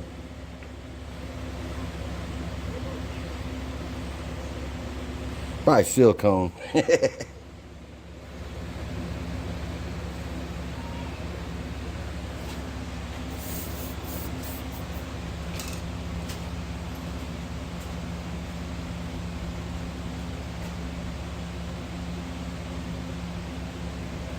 Here now. I can see it through there real good now. I don't know what that was. I didn't see nothing come out.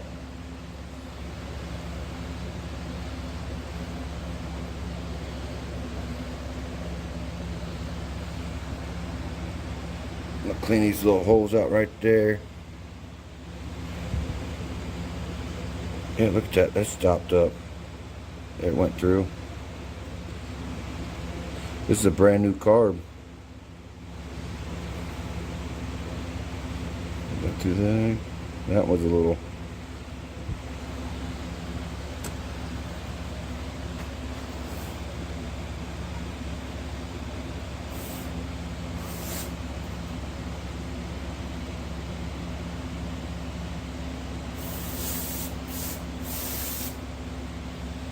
I think that may have been part of the issue. Major part, one of the major parts of it. See if I can't get it where you guys can see good. Of course, it ain't gonna focus. Yeah, you can see a little light right there. Go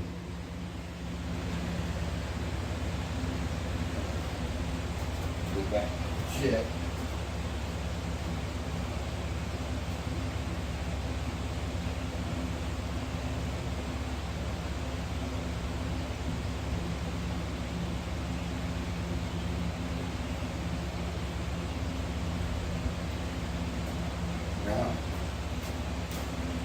I can't see through it again. I don't know what's in there.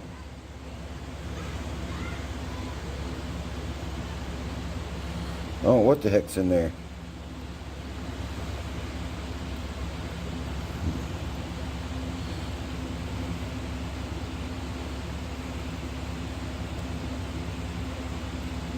I'll be back in a minute. I want to go get the other one.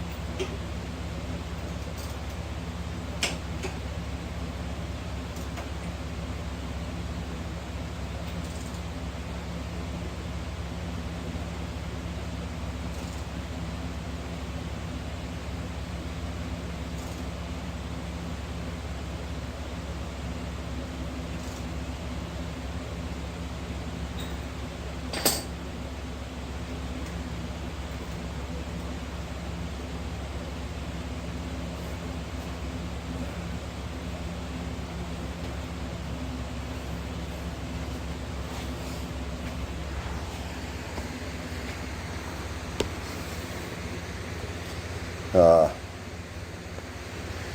want to check the float height. I don't know how to do it on this type of carb,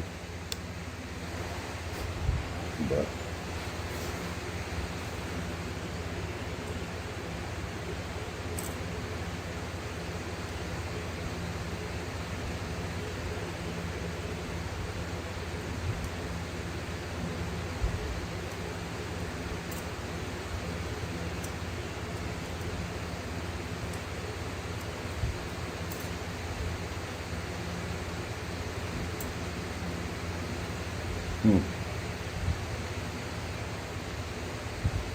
I don't know.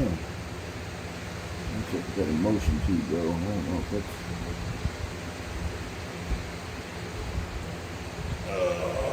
Let's see.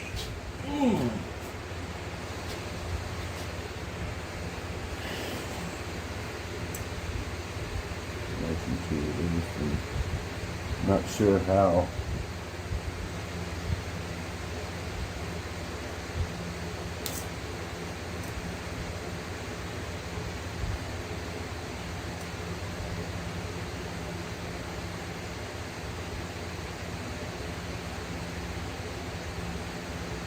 Not sure how to set this float height.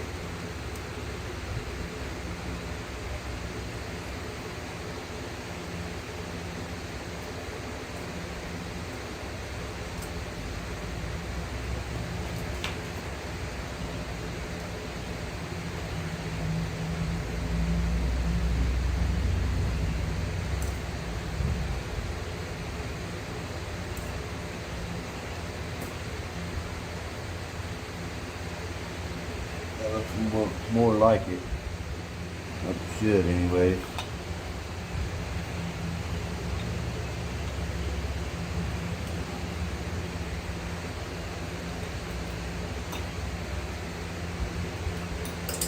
No, George, where'd you go?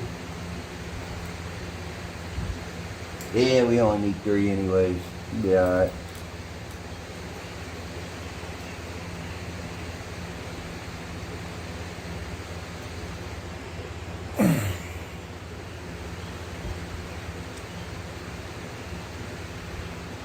Do you think 303 will work?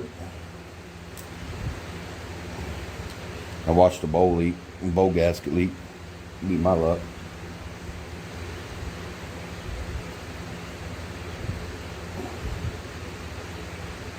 Oh.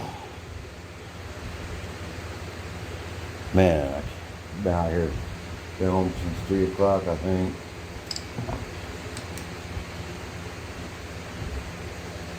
Been out here ever since. Man, don't be doing that. Matty, what? Leave it alone. Here's old man. Him rolling. Look at that. Dang it. I think I just messed that up too, huh? Probably.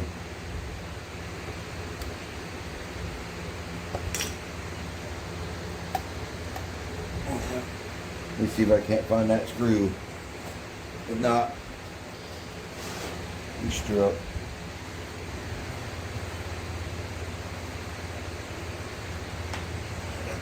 The old ring. Where'd that screw go? Haha. Look at that, I turned the wheel. It was sitting right on the lip of that wheel. And I never found that.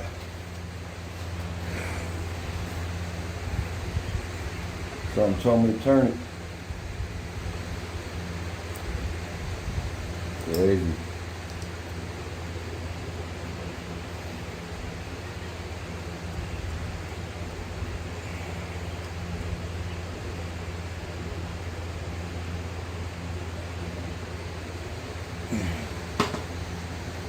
Alright, well, that part's done. Let's check the coming out of the tank. Yeah, that's a good, pretty good flow. You guys see? I don't know if you guys can see it or not.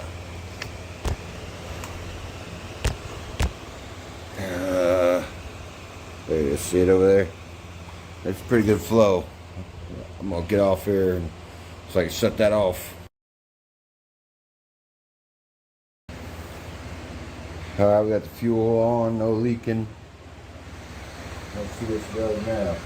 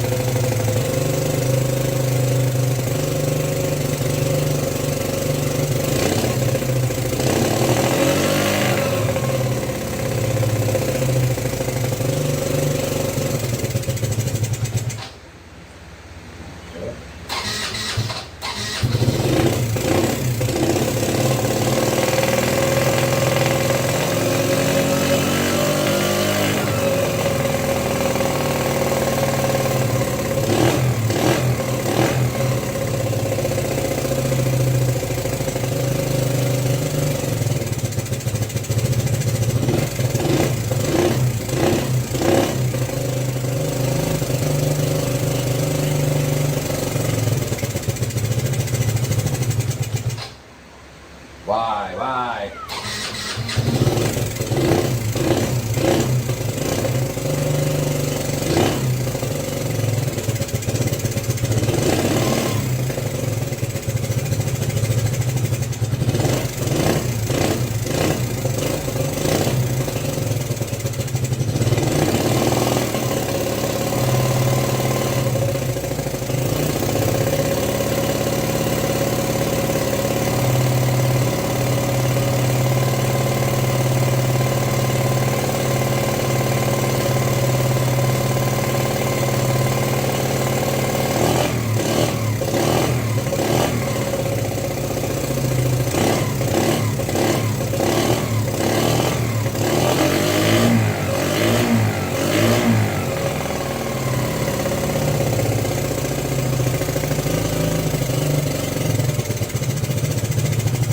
That right there is what I'm talking about. Running.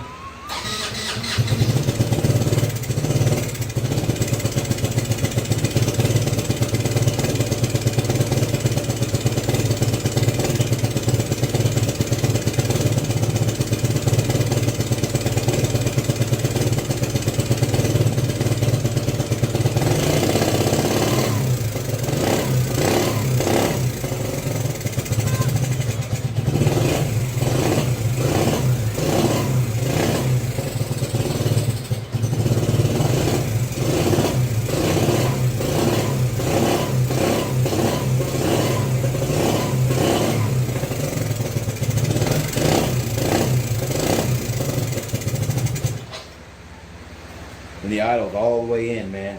All the freaking way in. That should be revving. It should be going, eh.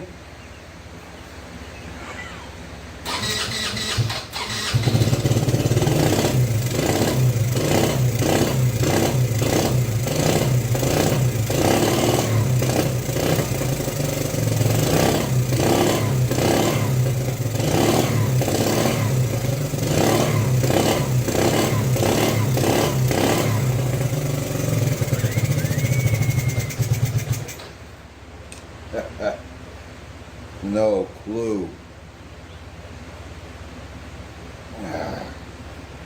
No idea.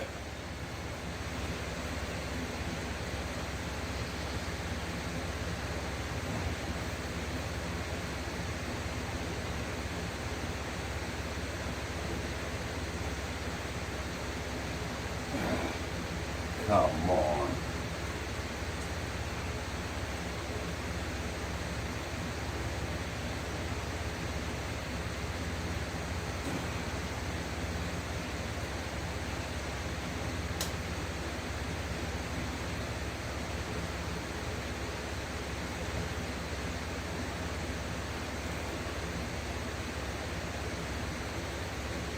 Come, get on there.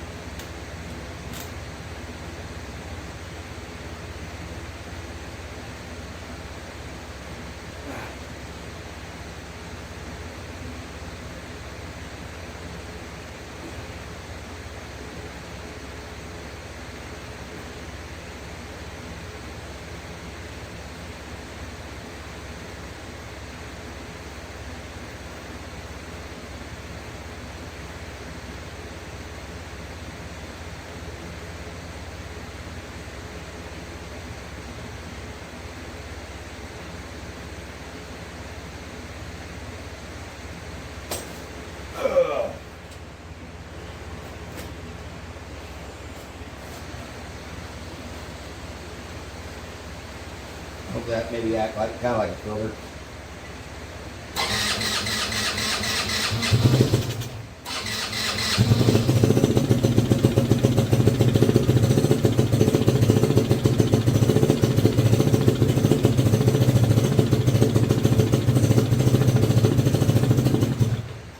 That was full throttle.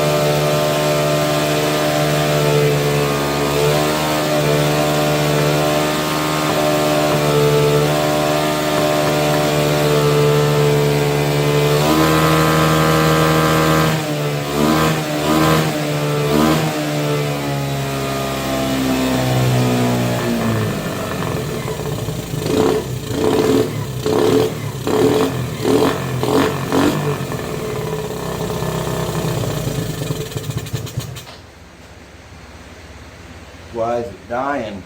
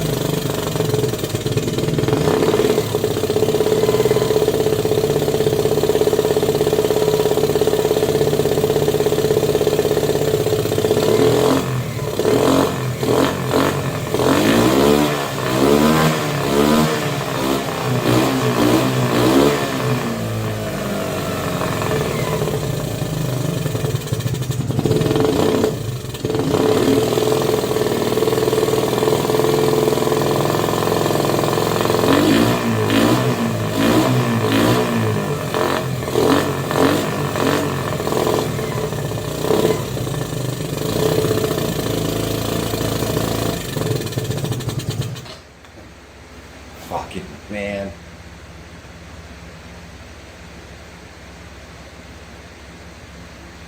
Sound like there's a little popping going out of there, but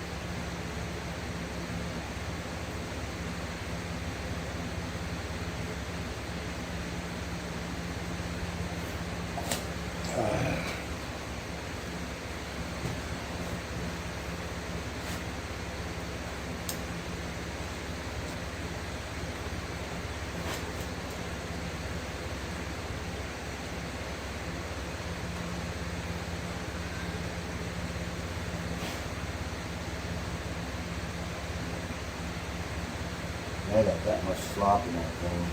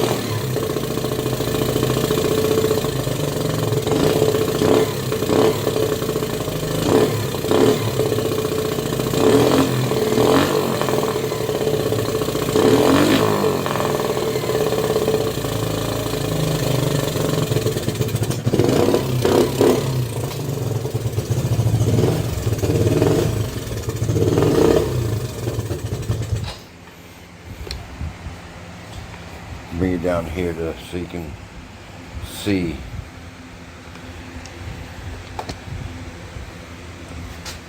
That's good, right? See all that play, that slop?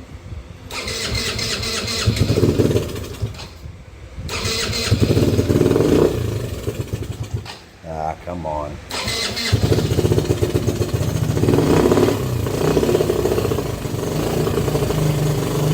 Oh, it's just fine right there.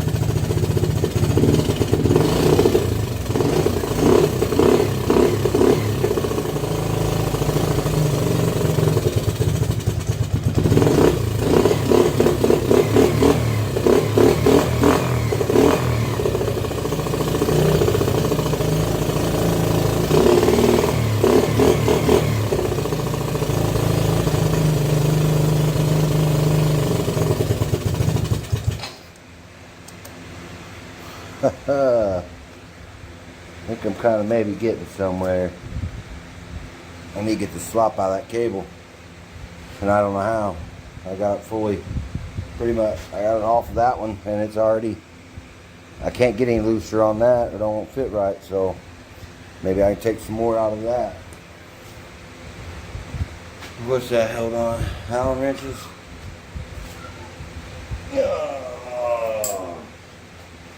Yeah, I probably don't have the Allen wrench. Close. I'm getting more out, getting tired messing with this thing. This fella's about to go inside and call it a day. I'm hoping this time. Well, where's the other out? There it is. Hopefully this is the right size. Close enough. Ah. I might just have to order the new, go back to the thumb switch on this thing, man. I hate to. It's cool. Even it was doing this even before, even with the thumb switch. It's not like it was.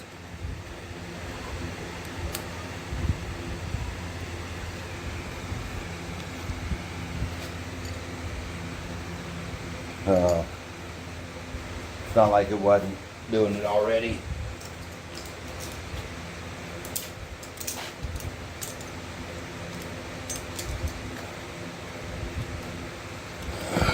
Like, you know, that's why I went to this, thinking maybe I could fix it with this thing.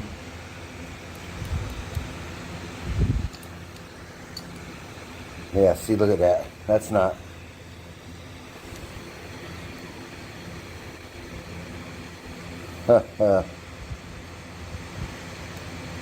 I've got to figure out a way to lengthen this thing, man. That there is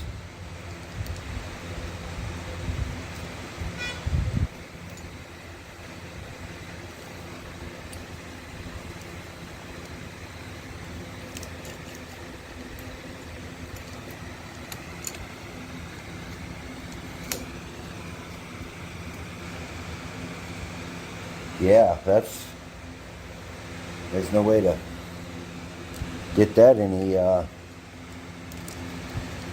stretch that out any farther.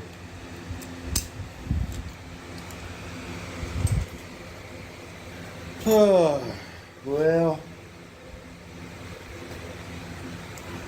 I wonder if I can get a thing that screws on here, and we'll let this screw on it. I don't know. I haven't seen nothing like that. But now, what did I do with the Allen key? Well, it don't matter. Dang thing don't run anyways.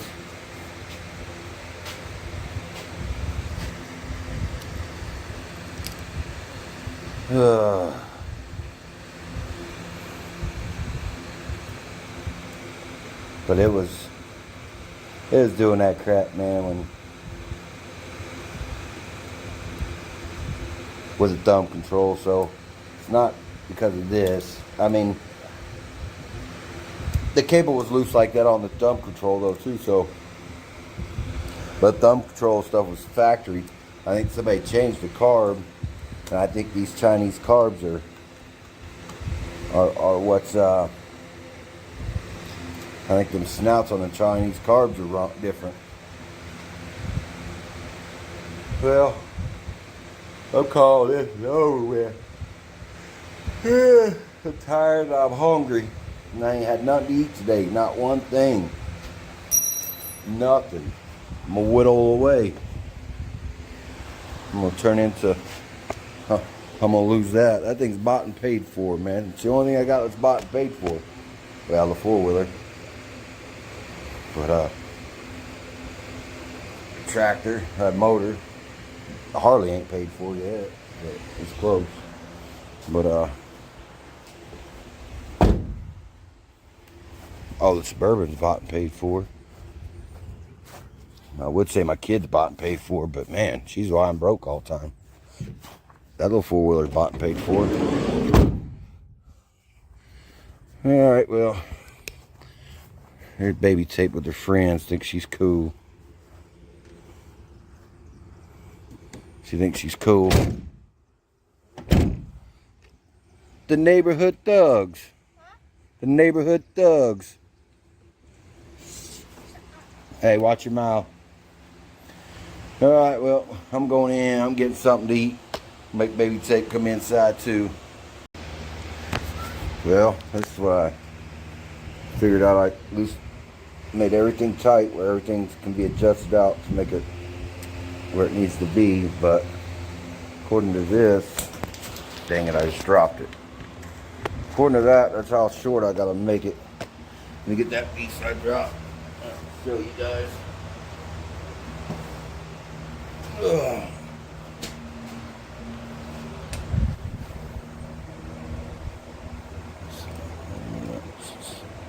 Sits like that.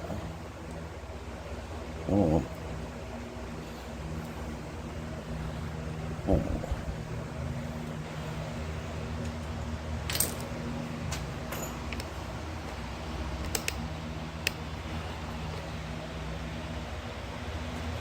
There we go. So this piece sits basically like that. That full closes right there. Yeah, let's see, get in there. Right there's full close. And let me turn this thing. There's that thing, and it's supposed to be down there in that hole. So I'm gonna cut that cable, and I'm gonna put some more lead on the end. So I'm gonna mark that cable there just a tad bit longer, and then that way it will leave me some room for adjustment too. So back in there.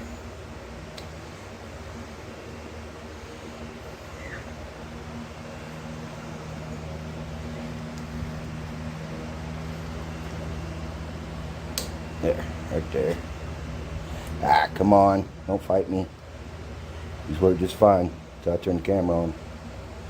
Right there. So I mark it right about there. I need to cut about yay much off there. Then we're gonna re-lead that. Come on, stay on there. Man, I gotta find something to mark it with though, without losing everything.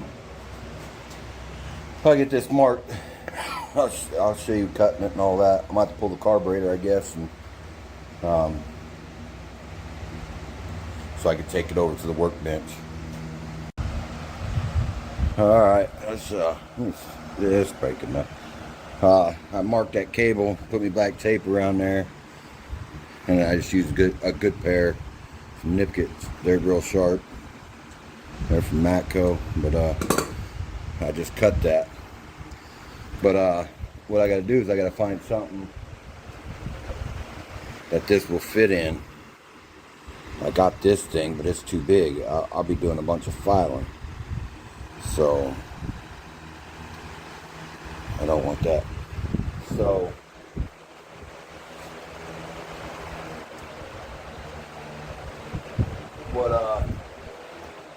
what I think's gonna happen, I don't know, that thing there ain't on there real good.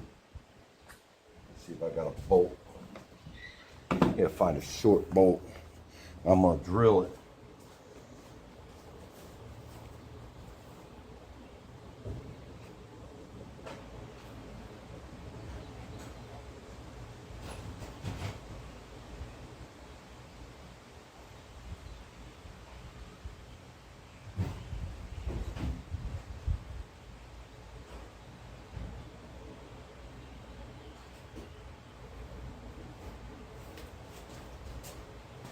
So I got this bolt here. I'm gonna drill it, and that's basically the right thickness as that. It's a little shy, not much. All I gotta do is drill down just a little bit deeper in there. But I need to drill all the way through this, so I have a way to pop that back out of there.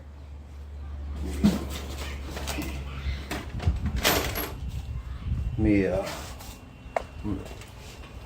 sand them numbers off there, make it a little flatter, easier to drill or get started anyway. You prick. Ugh. Grab the wrong end of the cord.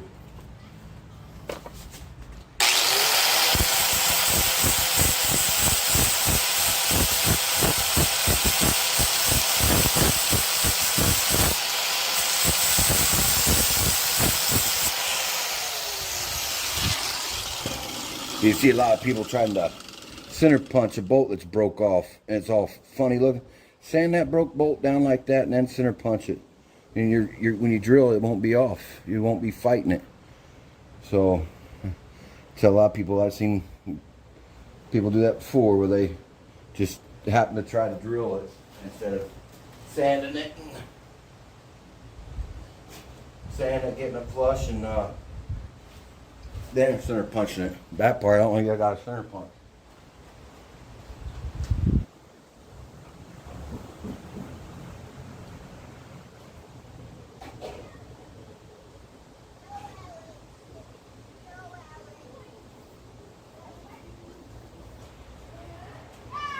Yeah, one of my easy outs. Everybody does the easy outs that are so this here is actually a good example of when you drill a bolt out. And these actually work really well, man. You know, you see people welding stuff on there. These work good, the square bit, and they're tapered. They actually reach in there and they hold pretty tight, and you usually get the bolt out. Don't laugh at my little hammer. Yeah, that ain't real good. Real good center. You know what? I need to do the center of this anyways. So I got to drill through that. Let me grind that down.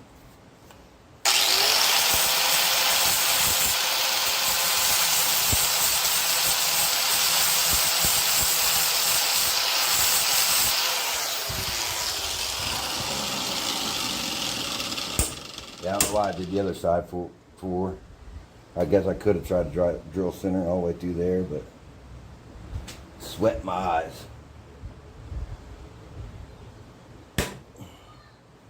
Yeah, that ain't center.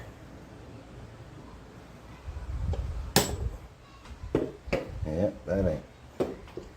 That's not center either, but where I need to be is in between both of them.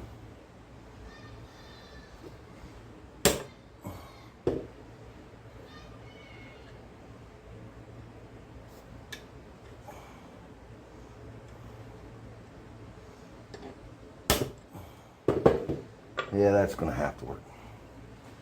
So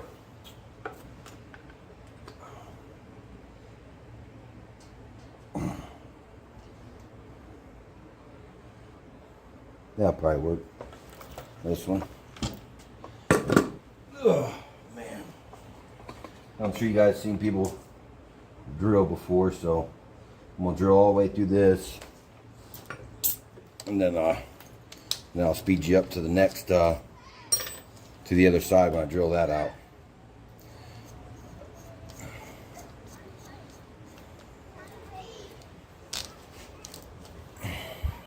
All right, I got that drilled through. Yeah, it's kind of centered, pretty centered. Oh, you see the numbers and stuff on there? Yeah, that happened. Where'd it go? There it is. I got all the way through the bolt, everything, and I was coming back out. Well, I didn't put no pressure on it, and the drill bit broke. Oh, I got see, I backed out that much, so I was through it, and I was backing out, and it broke off. Yeah, I don't know, but anyway, they got that drilled through.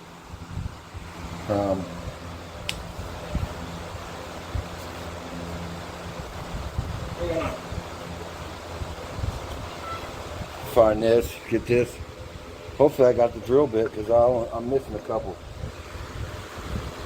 And of course I'm missing the drill bit. I think it's a 1/4 inch drill bit. Let me see if I got one in my head.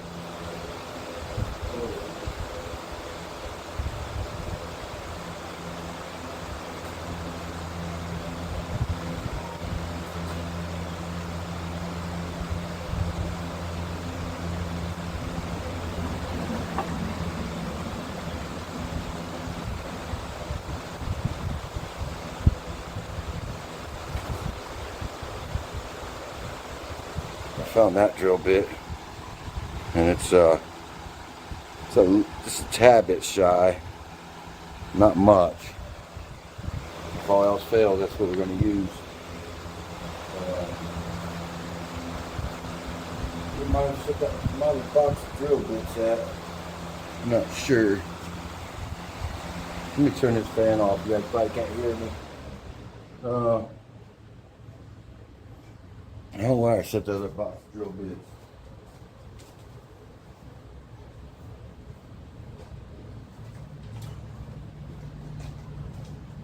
Alright, I found them. And no good. No. Well, that's the one we're gonna build it out of. Should be fine, because I mean it fits in there. And it goes here.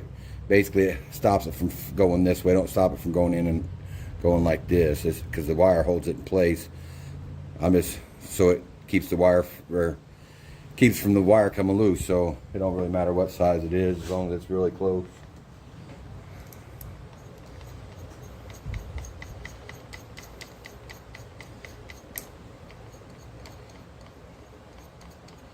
And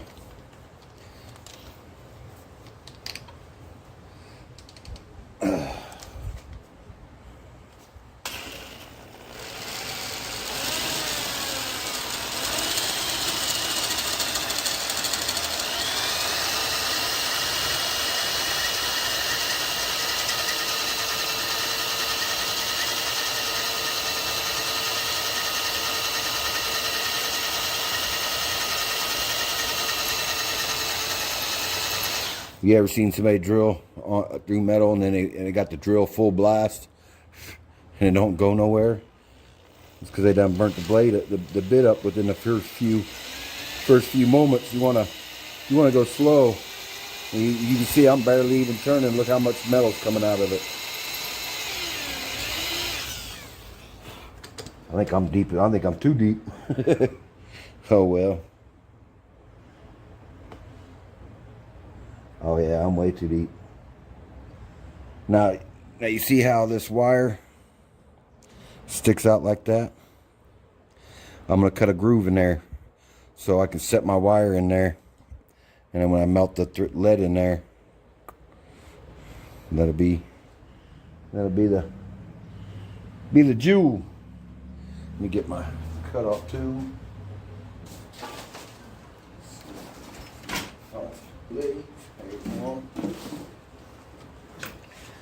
And I can always just turn my blade, my things right off there.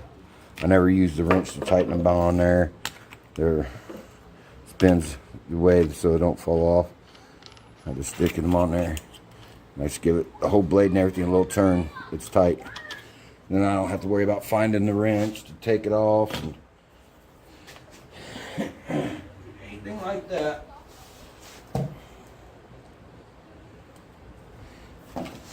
So I liked how I had that wire.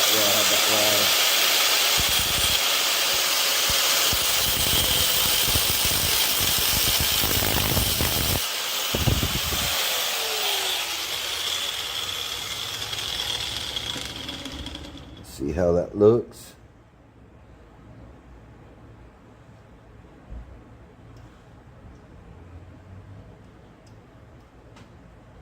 Like according to this, this is actually still bigger than that hole. So this must have kind of wallowed around in this thing too. Yeah, look at that. It wallowed in there. So we should be good.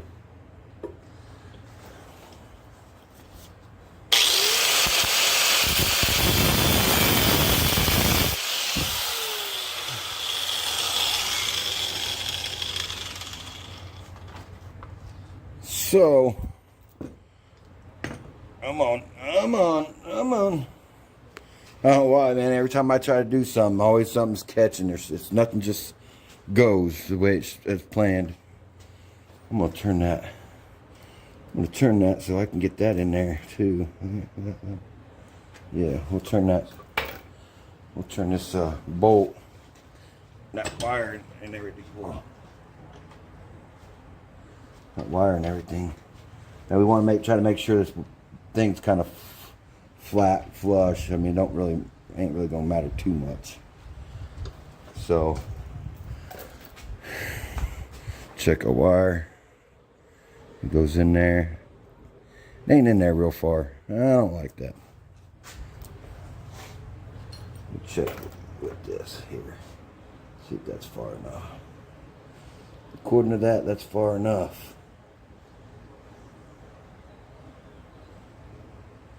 I'm going to cut a little deeper.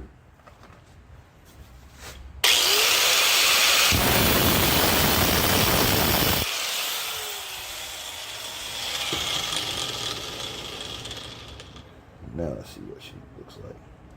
Let me turn it this way because it won't really fit in that hole too well. That hole's a little tight. Yeah, that's good. So, when putting lead on this, you just don't want it to be able to slide right off there. So you want to give her a little flaring out. A little untwisting here.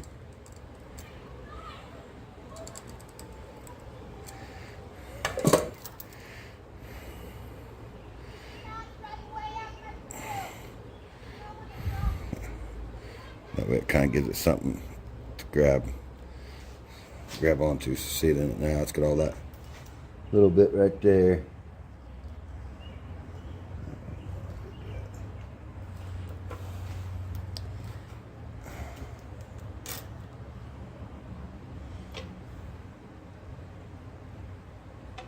Whew, yeah, she's still warm.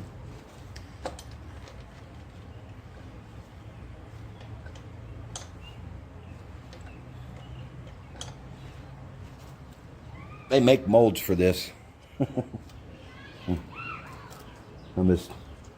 don't have any, so.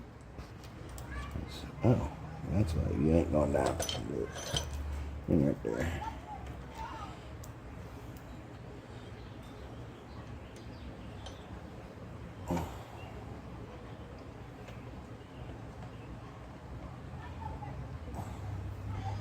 All right.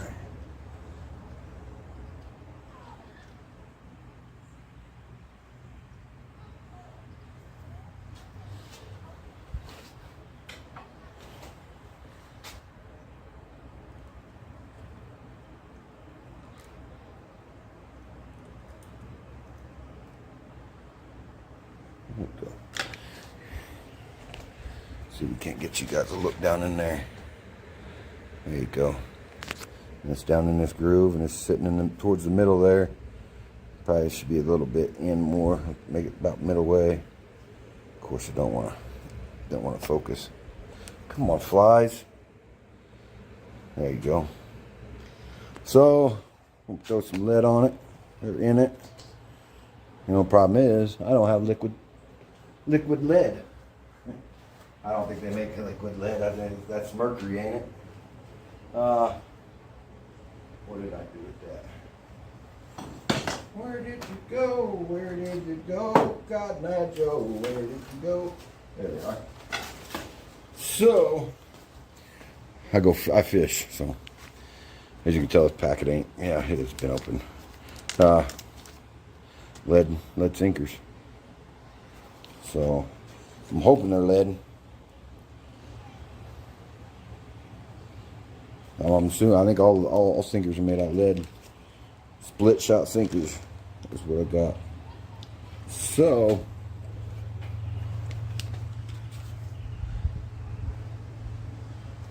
I got my map gas. Oh no, I dropped one. So,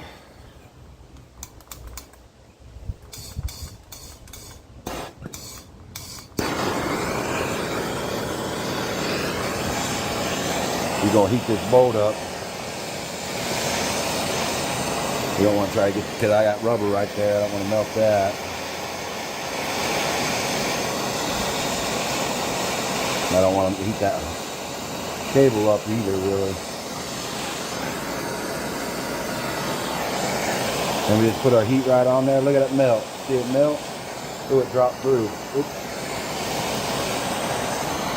I let it melt all the way through.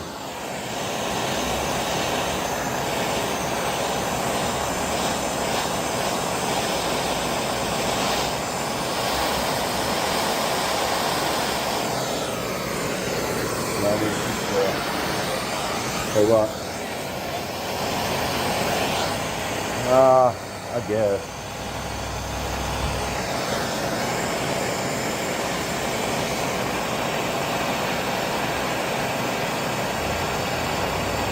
Yeah, I'm gonna have to put something up in the bottom of that to hold that lead in from falling out. I didn't really think that far ahead. Well, I kind of did, but I thought I hadn't far enough to know I got a nail that will shove it back out when I need it. Now where did I put it?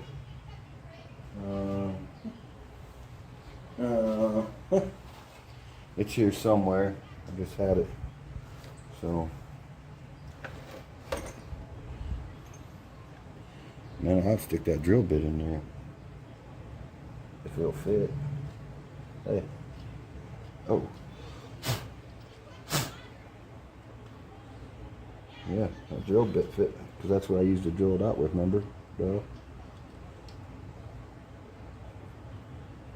I got one.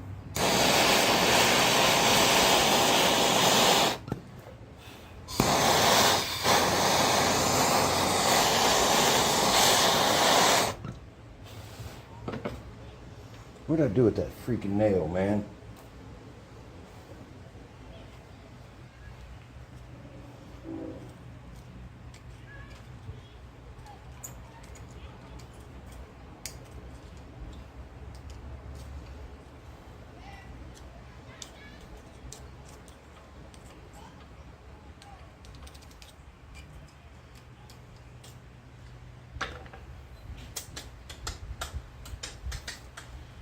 Oh, where did you go, Neil?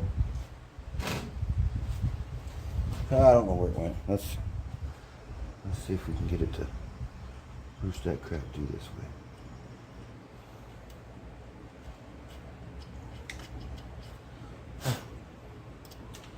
There we go. Get in there. Of course, now it wants to fall. I gotta brace it up somehow.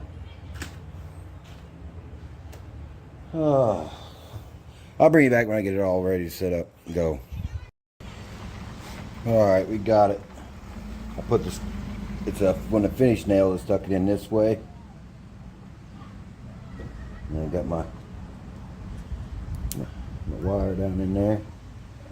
Cable, whatever you want to call it. Let's try it again. This is small, thin lead, so that's, I don't know, I ain't never really leaded before.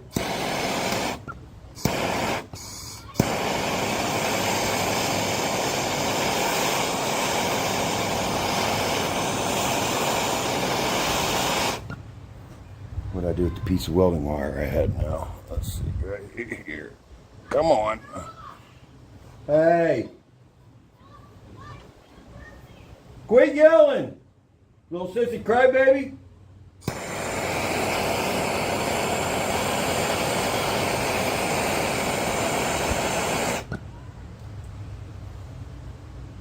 Kids yelling in the pool. You're splashing me.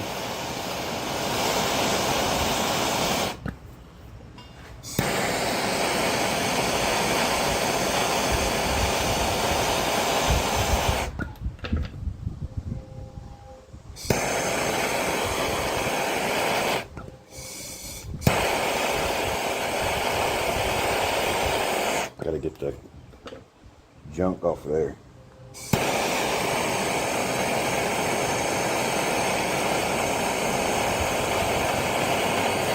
Oh, and of course, I freaking pulled it out.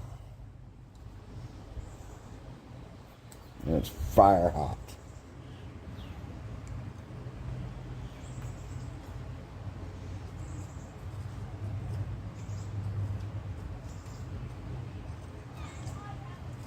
Get in there. Get in my belly.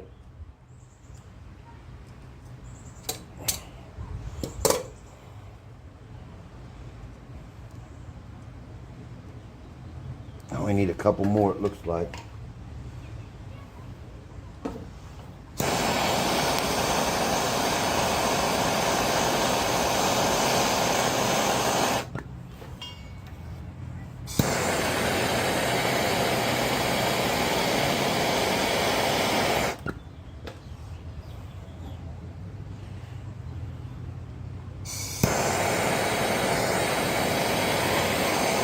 See that slag on top of there. And my thing come out. God dang it.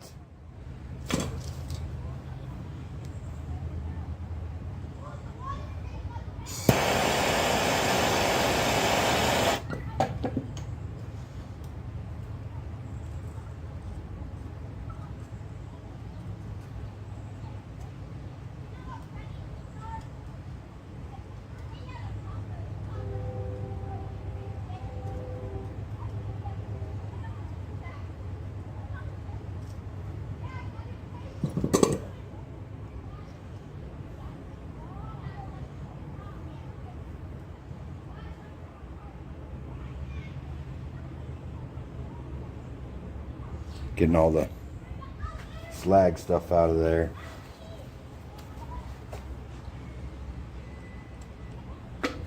Where's my air?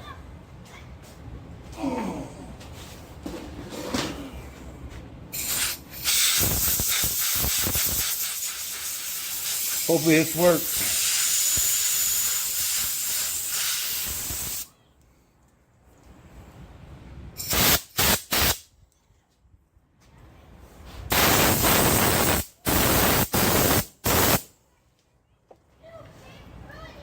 Dude, a chunk of that stuff went through. Yeah, she's gonna be warm for a while. It's Mountain Dew.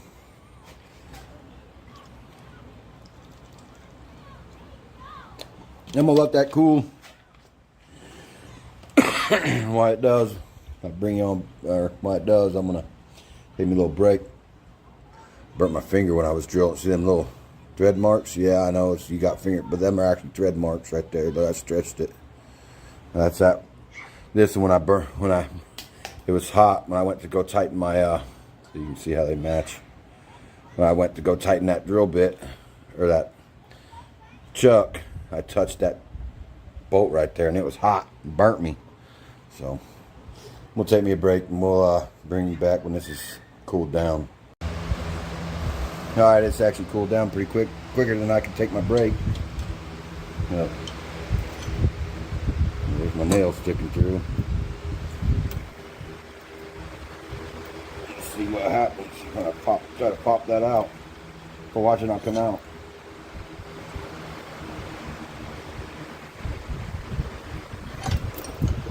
Don't make fun of my hammer.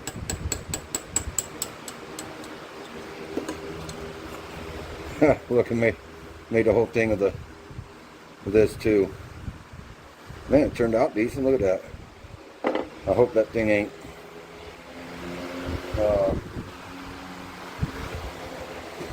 all the way up there.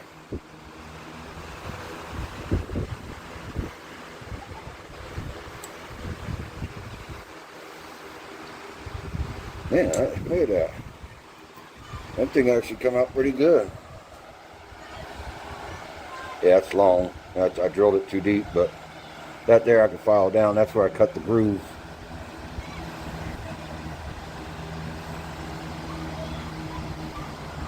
I'm just going to nip away at this nail. It'll come right out. That's cool. Just cut the lead with cutters.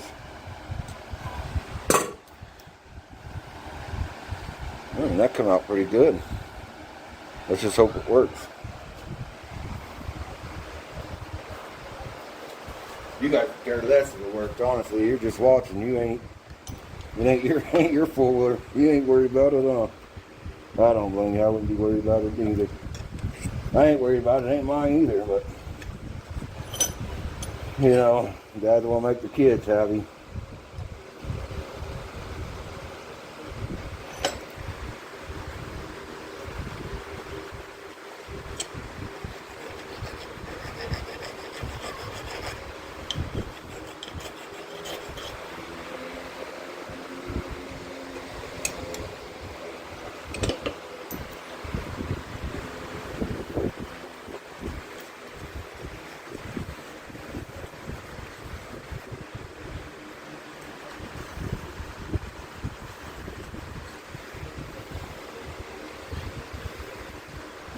I've never done this before. I mean, I've done a little bit of making my own sinkers out of car weights. Yeah, you get your wheels aligned.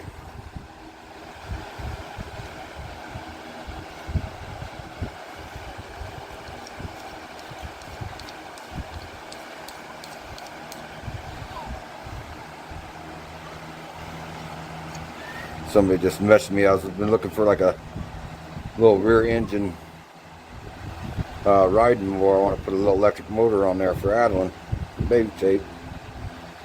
Somebody just messaged me, one of my buddies, asked me if I found one, so I'm about to message him back to see what's up. And they got electric motor kits. See the cops around here, they got on idling about riding a golf cart out there in the street. So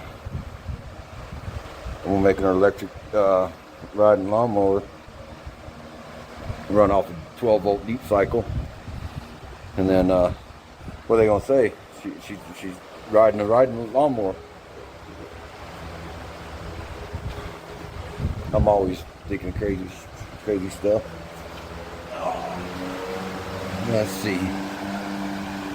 This is that fan. Let me turn that fan down.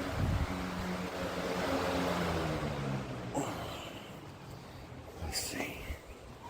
Nothing in there. Put her in this way. She went too far. Yeah, she fits on this side. I just got to get that much more off of there. That's quite a bit. I might have to snip it. I'm going to snip that much off of it. Quite a bit off of it. Let's see.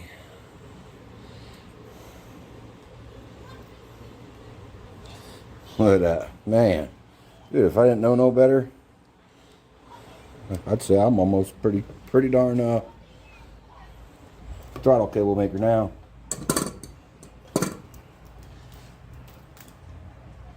Pretty cool, pretty cool. Don't smash that too hard because it's lead, it's still soft.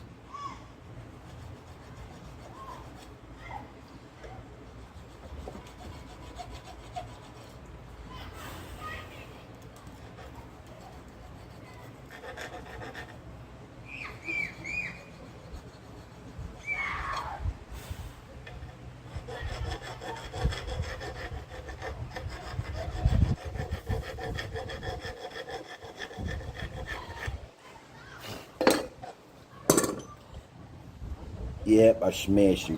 I smooshed her a little bit. Let me smush her back this way a little bit. Guess could probably do that with pliers. Let's get this end in there. Bingo, perfect. We just shortened that cable up.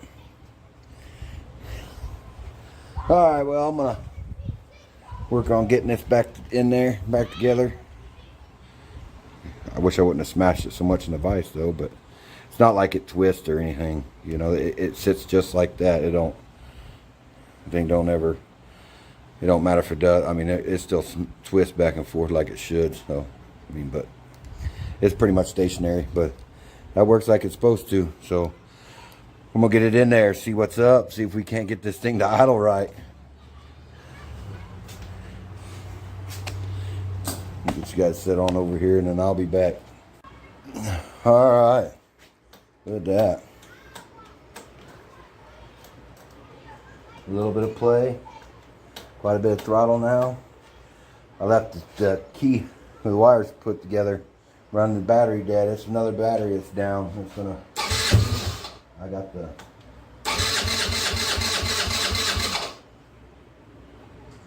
Joke.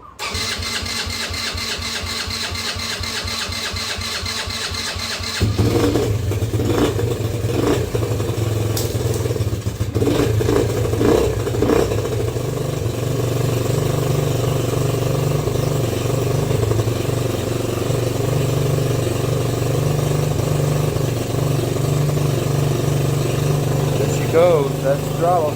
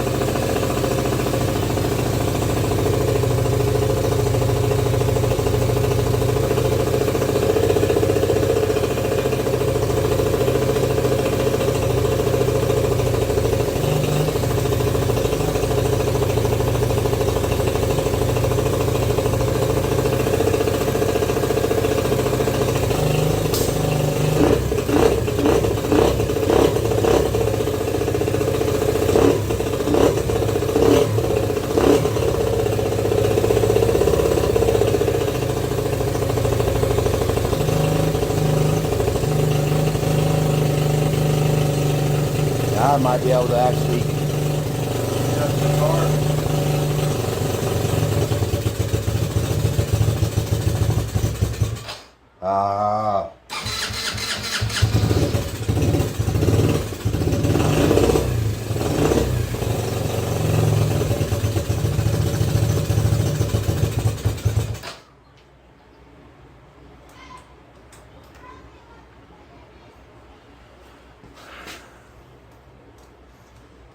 Not cool.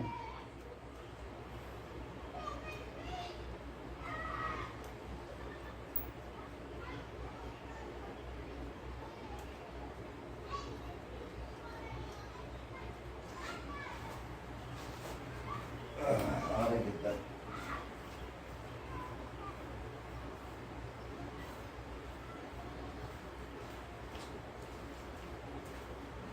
Yeah, I don't know why. Told you.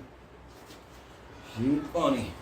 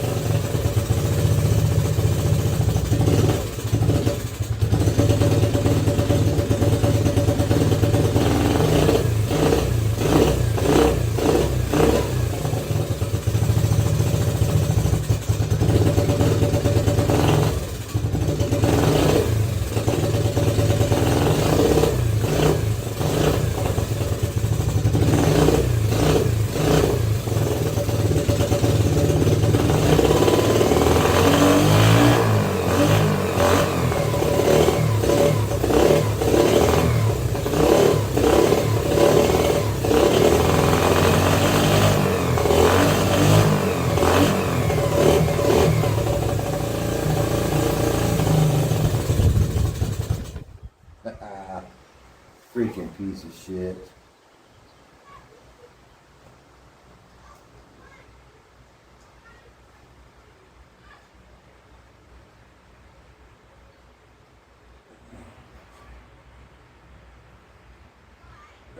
One, two.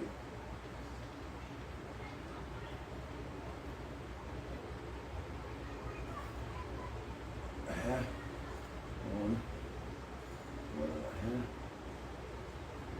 Up there.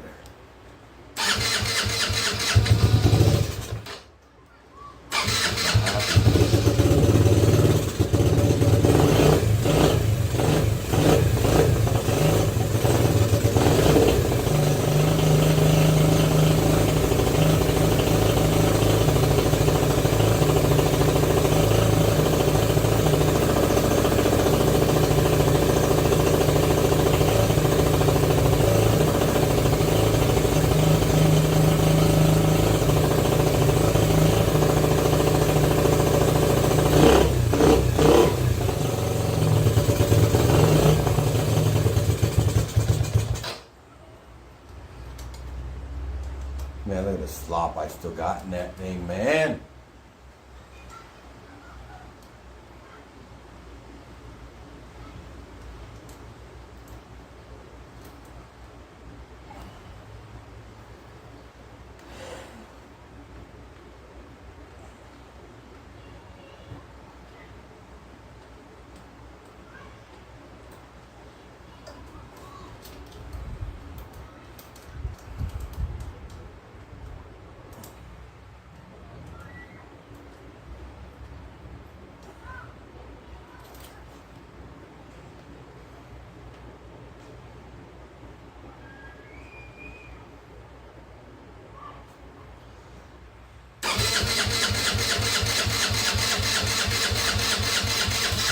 I don't know why I don't start myself.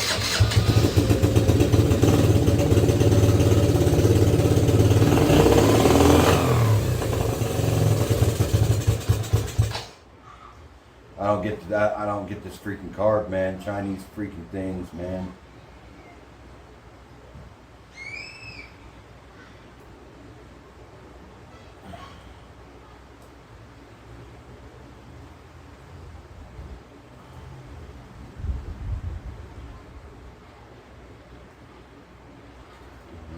One.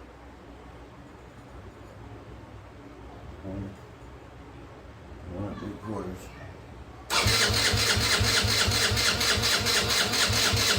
Good start without no throttle. Now give it no fucking throttle.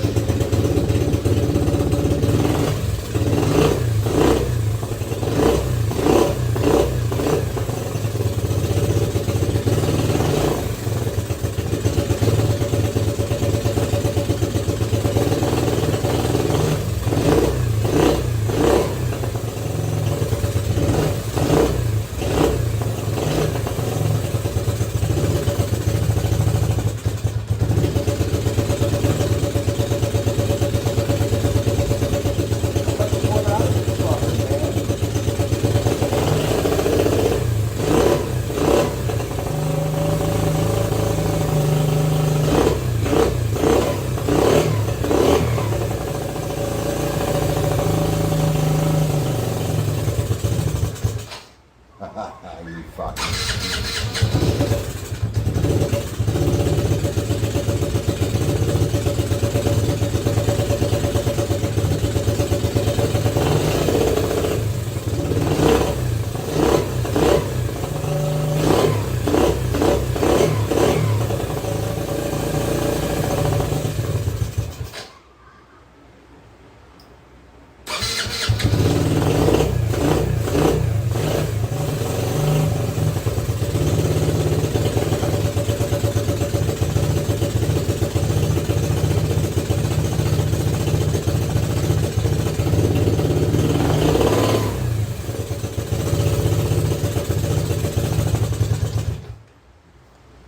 I don't know. I give up.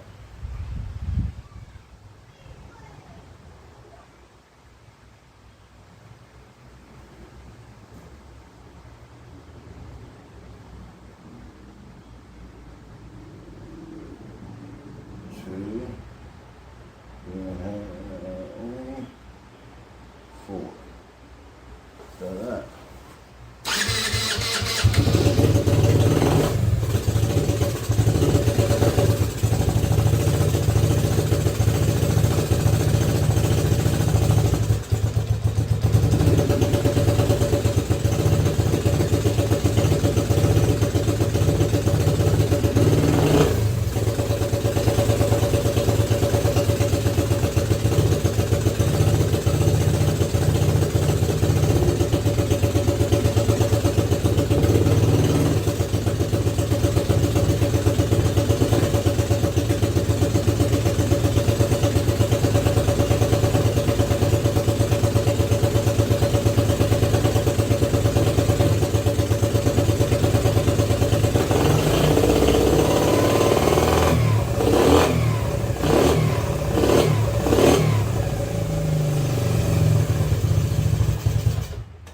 Why is it dying? Why is it dying?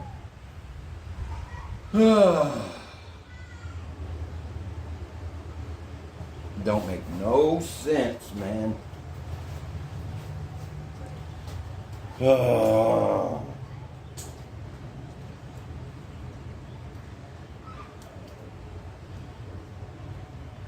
Freaking Chinese carburetors too. I mean, what do you expect?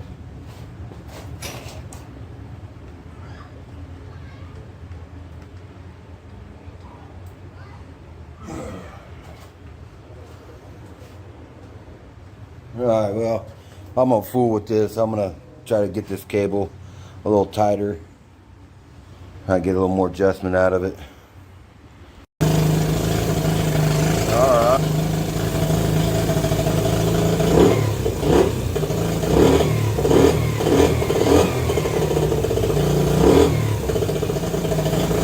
That's the best I can get it.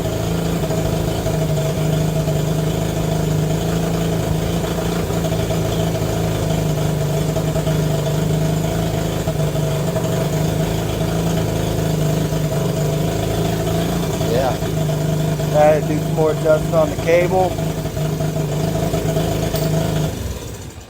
I had to do some more adjustment on the cable. And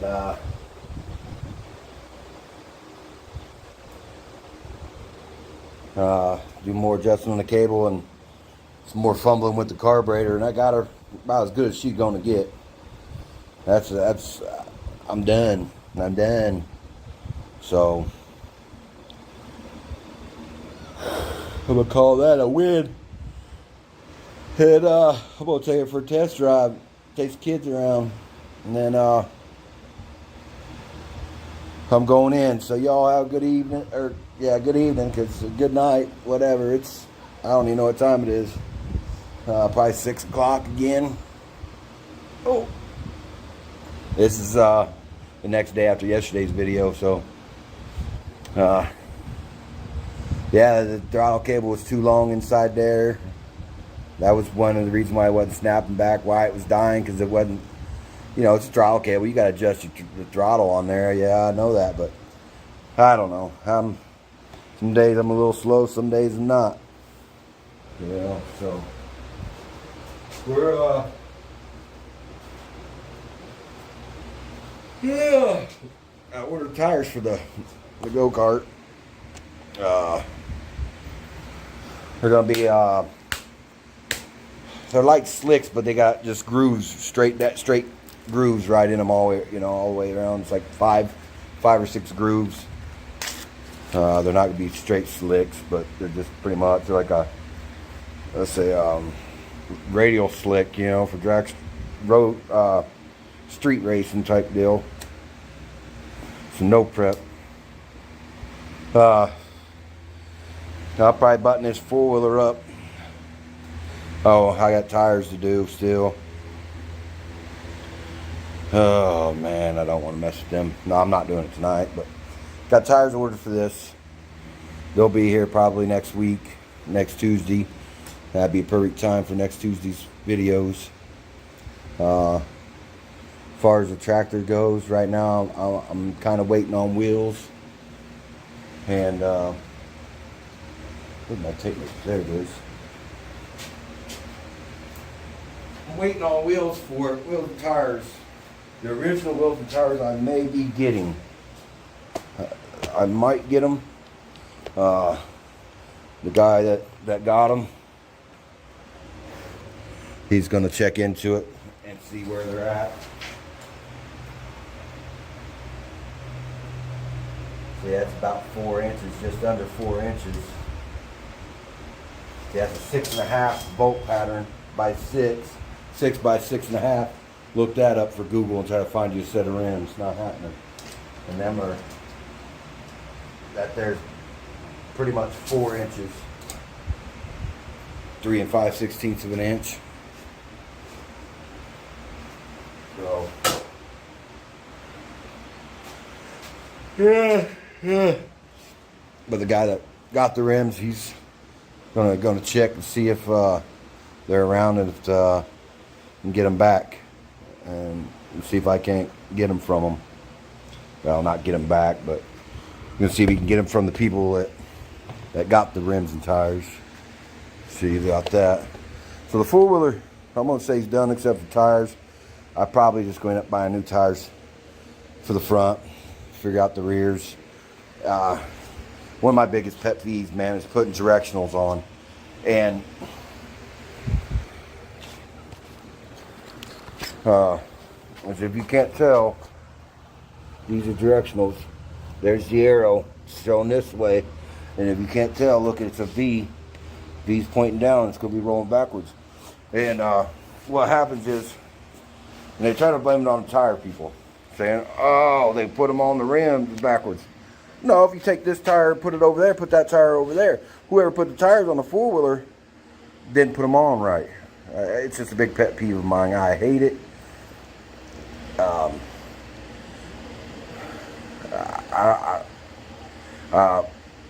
I'm not knocking these guys. I like their show and I watch theirs. There's cars and cameras on there. They build go-karts and work on all kinds of stuff. They're cool, and they did that too the other day. Well, video I watched of them the other day, I think it was on it was like a car, basically like a car type. I can't remember what the name of it was, but it was a car, like a micro car. And they said, oh, they put the tires on backwards. No, you guys put them on the axle backwards. Take that one and put it over there. Take that one and put it over there. And it'll be facing the right way. See? If I pick this tire up and I'm carrying it, looking right at the front. And guess what? Yeah, they're going to be on there the right way. So I'm going to switch them around. Yeah, I hate that, man. It bugs me to no end. And then I'll probably end up getting new ones for the front. But I'm going to go chase the kids. Y'all have a good one. Yeah, I tried to outrun her. I was chasing her, and then she turned around and started chasing me. I tried to outrun her. She caught me. She's a runner. It's smoking, but that's because I got that 40 to 1 gas in there mixed with some regular.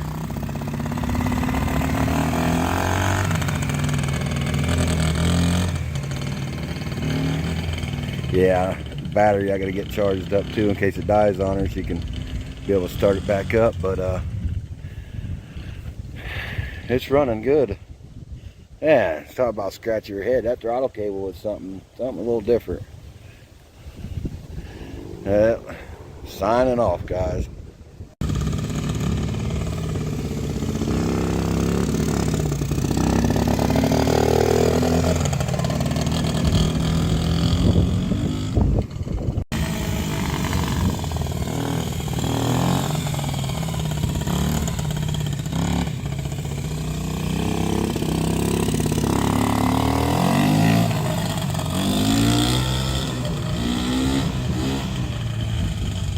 I haven't taught her how to shift yet.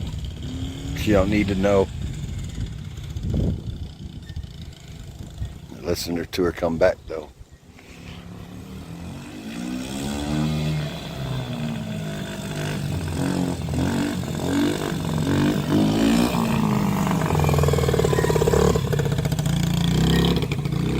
She knows I don't want her riding fast, so she goes past the house, and on her way here she goes fast. There she goes. We're gonna work on her four-wheeler.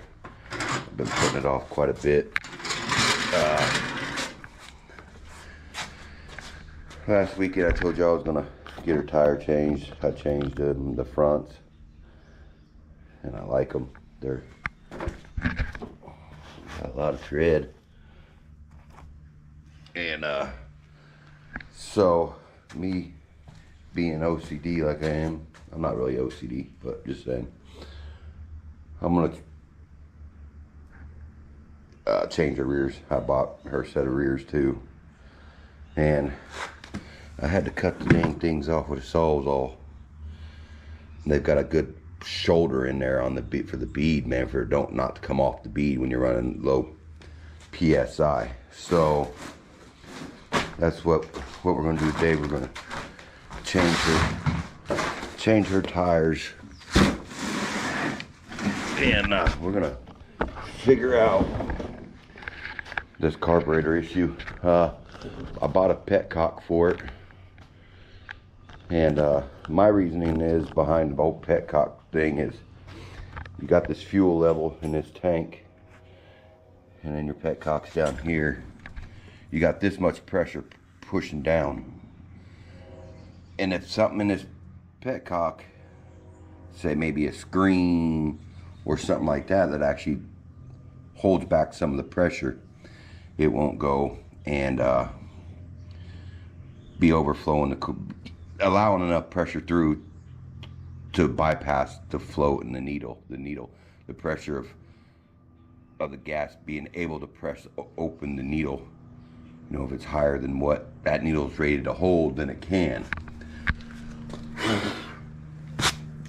that's why you don't want to use a fuel injected carburetor on a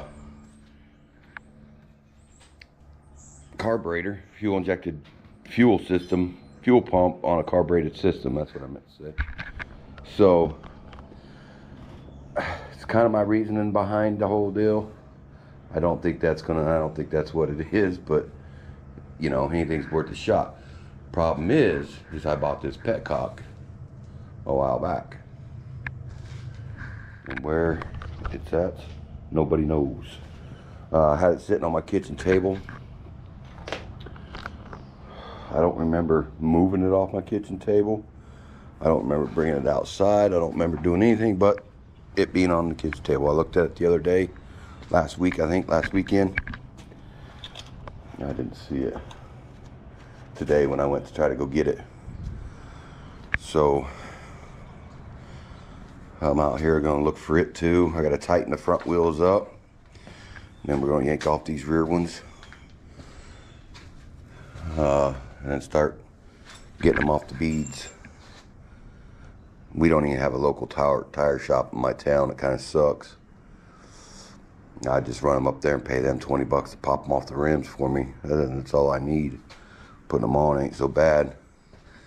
And there's a trick to getting the tires to, because because that shoulder, they don't want to get close to that bead. There's a little trick, wrap a ratchet strap around the center. Everybody kind of knows that. And then take that valve core out. And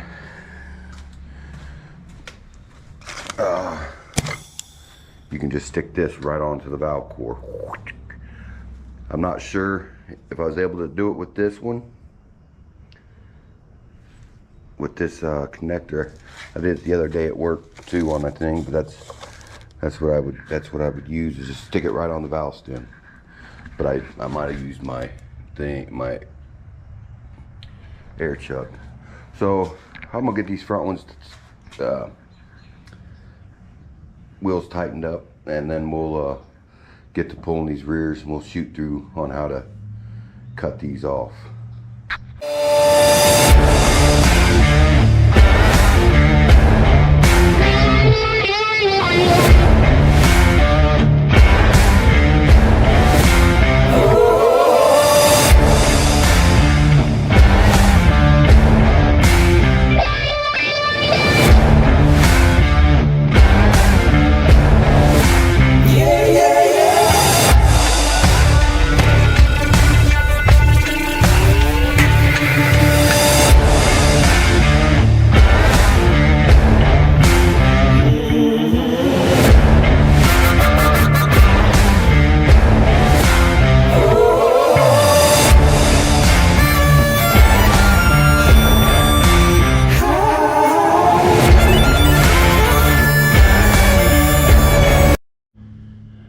Alright, we got the tires off, and we're gonna let the air out of them.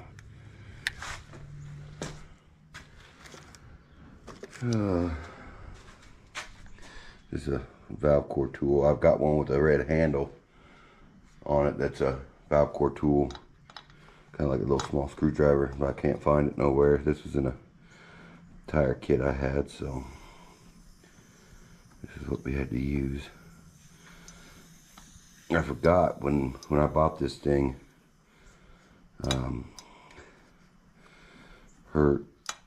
I gave it to her for her birthday. Is it gonna come out?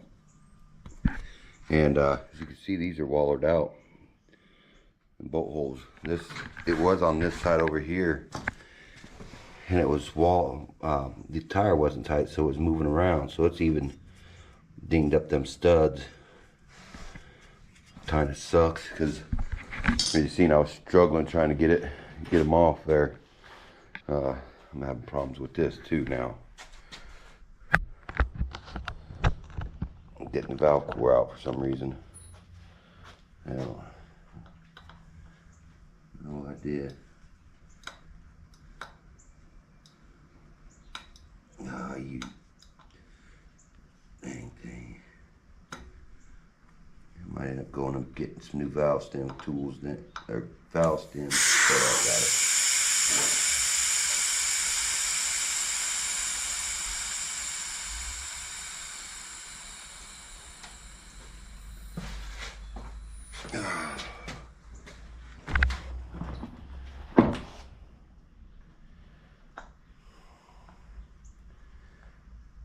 I had to go get some new valve stems anyways, just to, because that core was a little pitted. I can't believe these things still have a little air in them.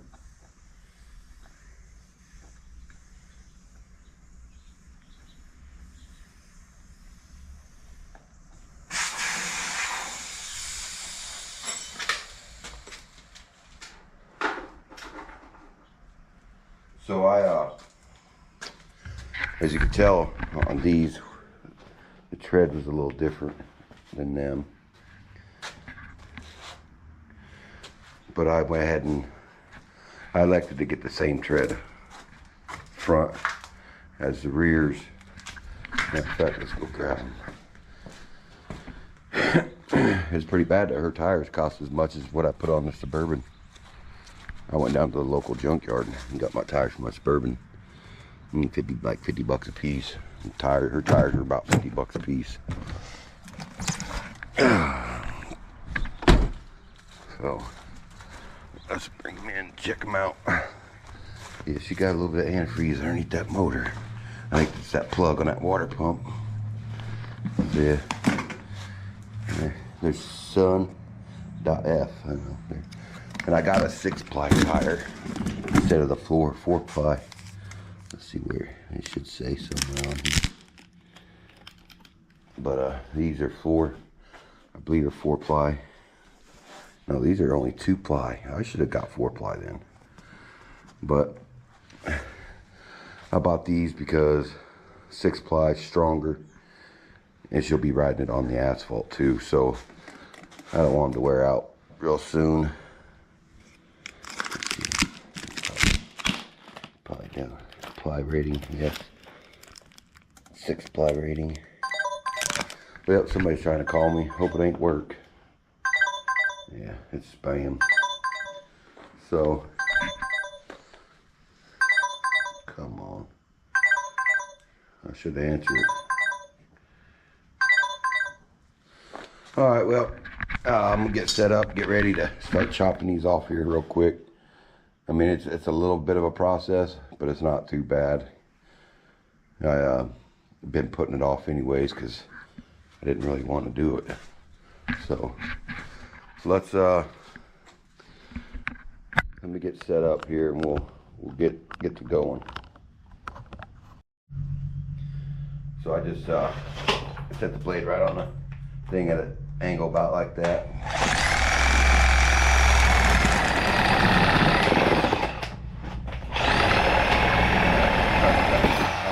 Come on. Of course she wants to fight.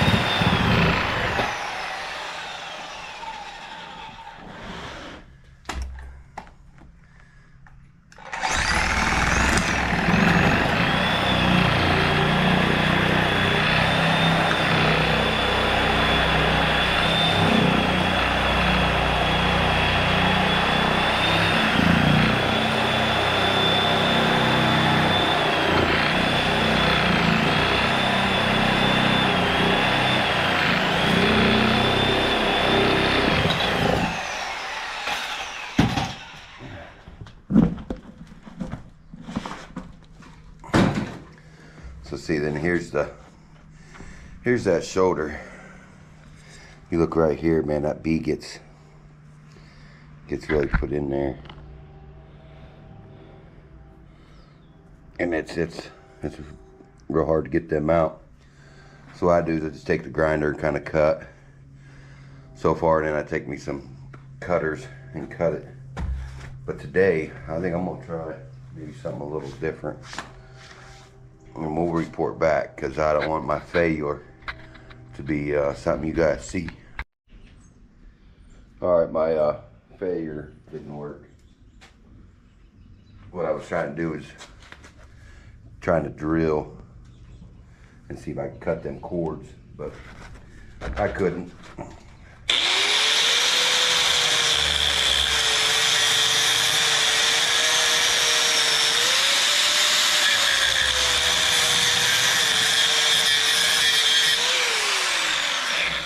So we don't want to obviously cut into the rim. Let's see what I do with the cutters. Where did my cutters go? The Lord took them from me. Let me find my cutters, and then we'll get to cutting. I don't know where I put them. They were right here Saturday or Sunday. So what I did here is I took my cutters, or took the grinder, made a little slice right down here, and I'm moving a little of this excess away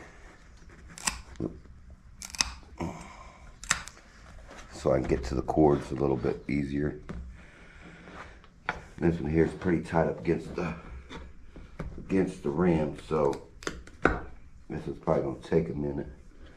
Now you probably can't even see. So right about here, just stick them in there. Yeah, now I'm blocking light. Let's move over here.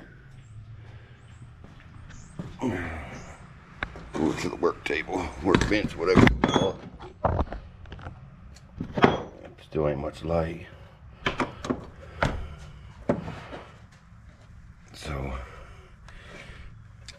I'm gonna take my chisel maybe and try to move that away a little bit.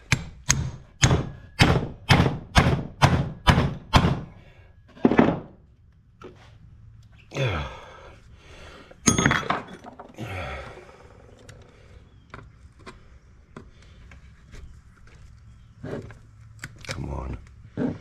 Yeah, it can be a pain, man, these little bitty four-wheeler tires. That's why I put it off so long. There, you heard me cut one or two of them. I just keep forcing the cutters down through there.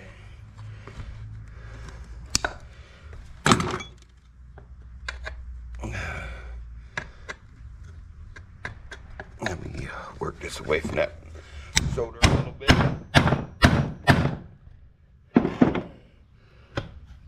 Man, I wish I would just pop over there.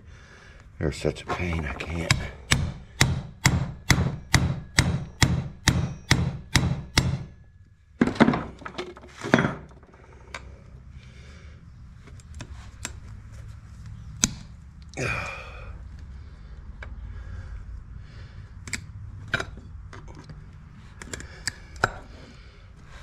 Yeah, it looks like I'm gonna be fighting this one.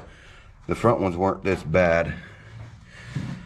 I don't know why the rears are wider, I believe. No, they're the same size rims. The offset's different though. So, let me fight these. Alright, I got the top one off. Let me find my gloves, or actually it'd be the back side, but I was working on it. Find my gloves real quick, 'cause that fucking shit burning me. That's the wrong one. That's the wrong side. I need the right hand. I found the left hand. Yeah, anyways. What I did this last time, I got this way, kind of more.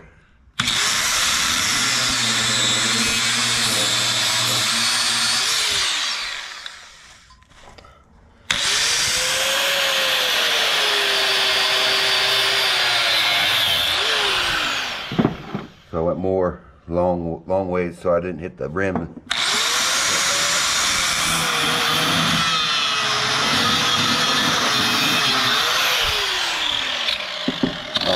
Because I was fighting it so bad, I said, man, I'm cutting it some more. And it pretty much come loose once I pop some more extra ones of them wires in there.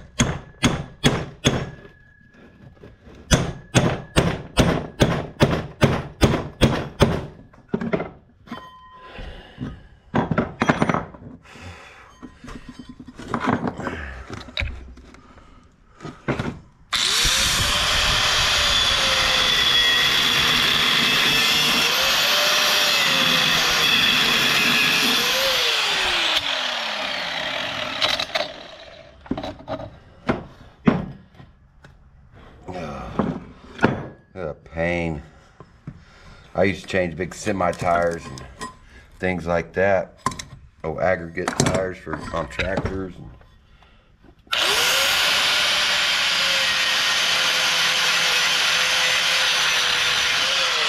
And obviously on four-wheelers, or not four-wheelers, forklifts. And man, I've never struggled with something like this before.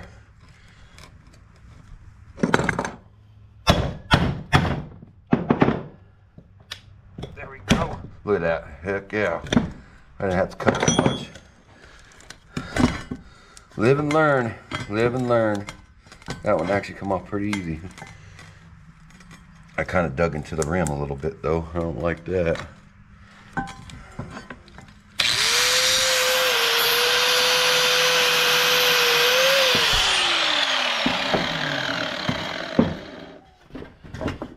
Got into the rim right there, just a smidge. Not bad. So we'll get this tire on the rim.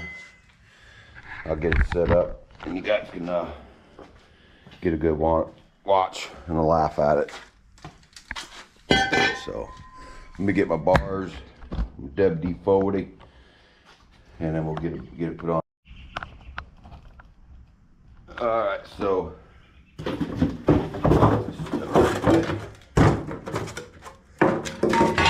need to be doing a burning party soon again. Drop lug nuts everywhere. So basically, I'm gonna take some WD-40. I'm not doing I ain't doing the old dish soap thing.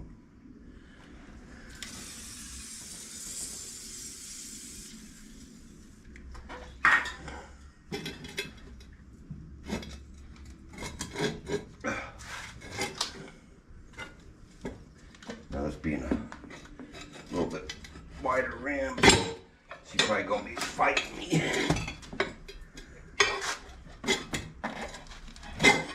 Yeah, she gonna fight. Ah, dang it. I ain't in the mood to fight.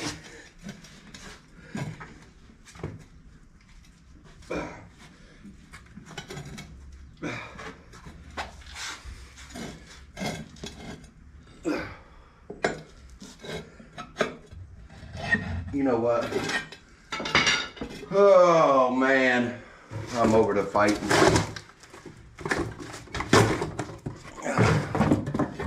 I don't know why everything's gotta fight me like this.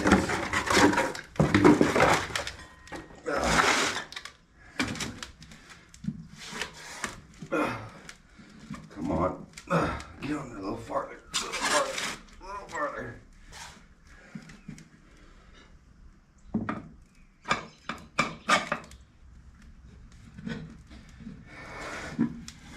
Oh, you fuck. Come on.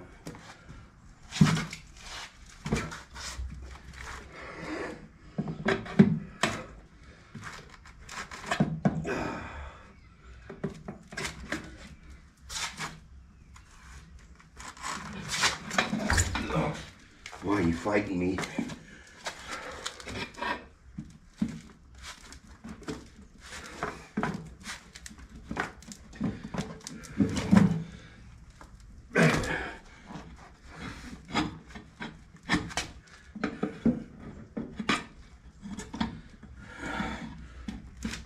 God.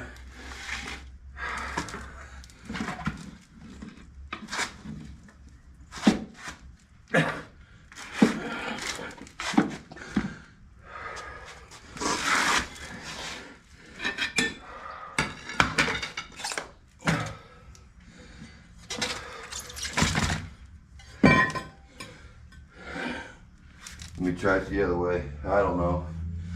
I don't know why it's... Now I lost my WD-40. I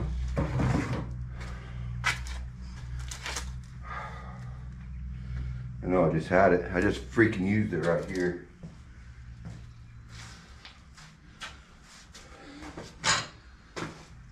Oh, she moved all the way over here.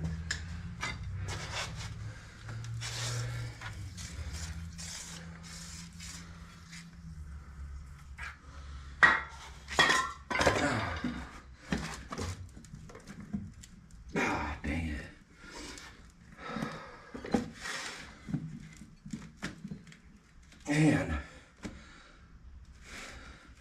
I should have recorded doing the front ones. These rear ones are a pain.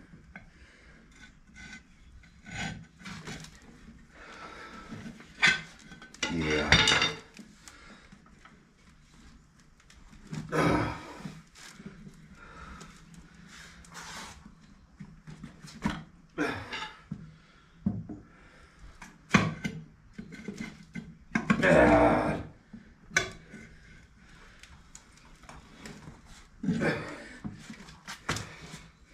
It'd help if I had the right spoon bars though too, but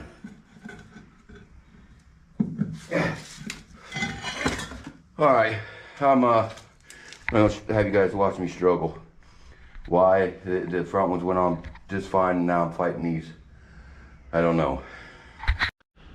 Well, I ended up flipping it over, doing it this way, just get that first one started. Man, that was a big beast. I'm all out of breath. And this one's probably gonna fight just as hard too. But on these, you wanna, when you press your foot, you wanna make sure when you go to tighten, you want this thing to go down in the center of the tire. But these tires are so small, it's hard to do.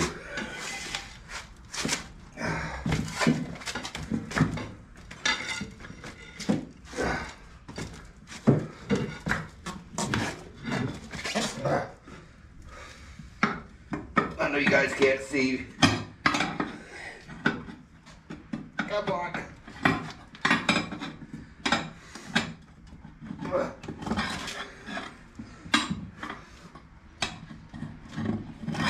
Yeah. Don't give up, Daniel, son. I might be waiting another 2-3 weeks to do that other freaking tire. God. Freaking pain in the butt. So you guys see how far away from the rim that is? The tire's cold. This one is going to take a lot. This is going to be a fight too. Man, this is going to be way worse than the other ones. The front. I should have videoed doing the fronts. They was so much easier. Well, that sucks. I have a feeling it's going to take me a week to get these tires to seat up. They're way too far apart. I should have got wide ones. I should have got 8s like I was going to.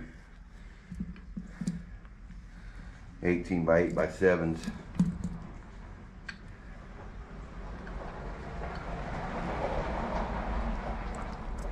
I tell you what, from that being an alley, it's awful busy out there. Okay. We're gonna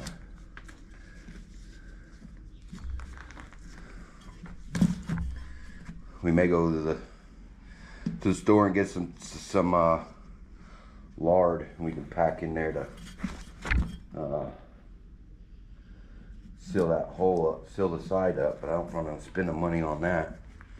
Wasting the lard.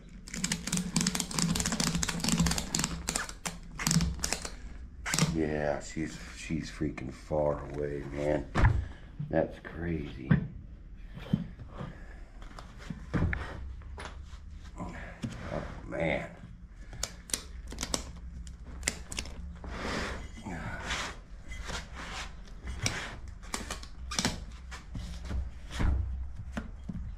We're gonna give it a shot. I don't remember if it was probably able to do it with this kind of valve stem or not.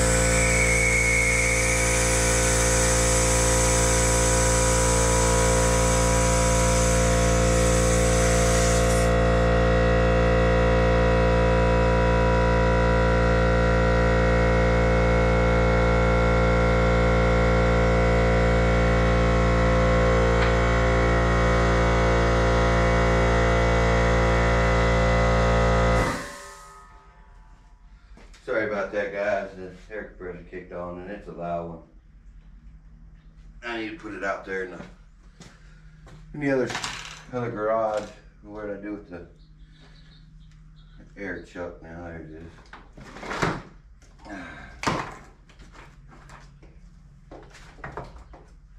This is supposed to be run at 7 psi. It actually went together once I tightened that up a little bit more.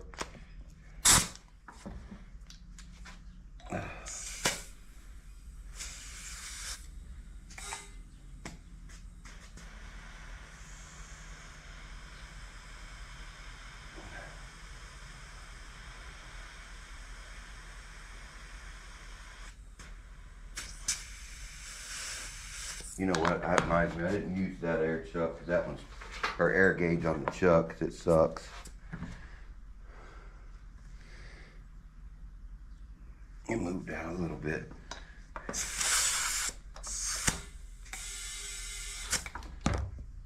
Alright. The tin's just about to start showing, so that's about 7. And you giving her my chrome valve caps. They come in that kit I bought.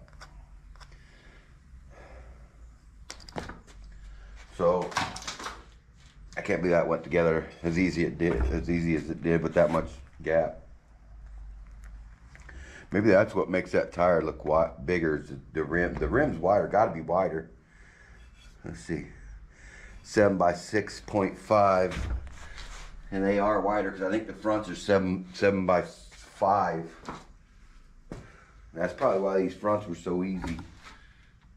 What is that? Yeah, 7 by 7.5. So these rears are an inch wider. So that's why everything was kind of probably a pain in the butt. But she'll have tires on here by the end of the day. I still got to locate that petcock. I just kind of wanted to show you guys what a struggle it is. The front tires I didn't struggle. I didn't struggle like this at all with them fronts. They went on smooth. Oh man, that was pretty easy. I just gotta go ahead and order some rears. Dumbass. But anyways, she gets her new tires, and she's been without it for 4 years, man, and it is long enough. And she's got friends over there by her moms that all got dirt bikes and little things like that to ride. And she told me the other day she went to go look at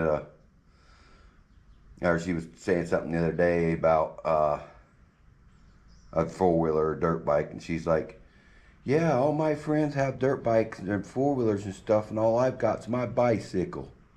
So it hurt my feelings, man, that she's, basically her friends are riding around on their 4-wheelers and dirt bikes, and she's kind of chasing them around on her bicycle.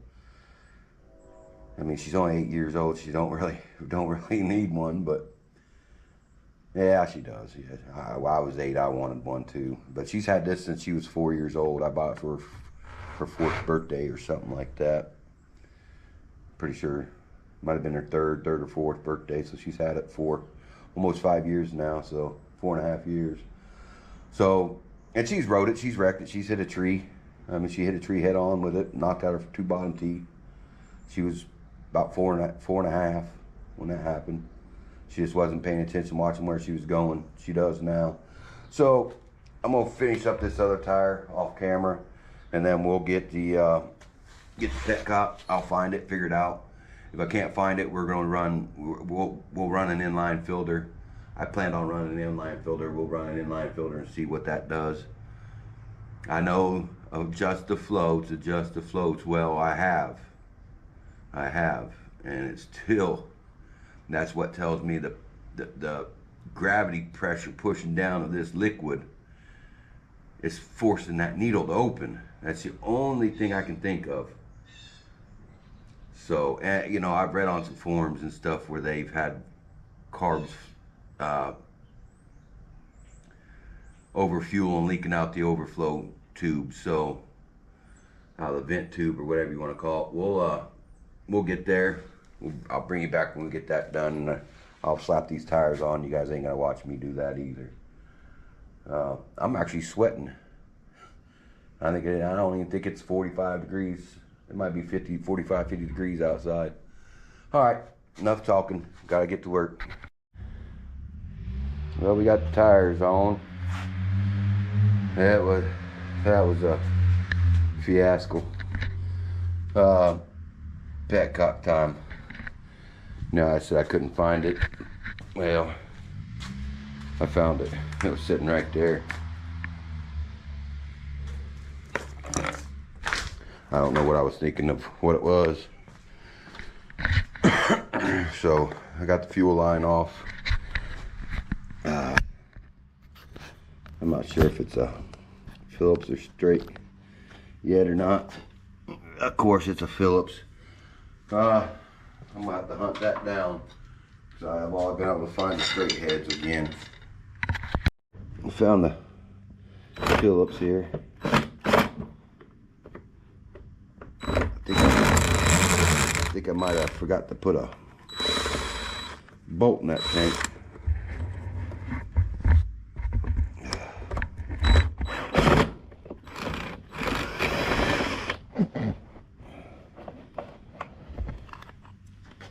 Yeah, she's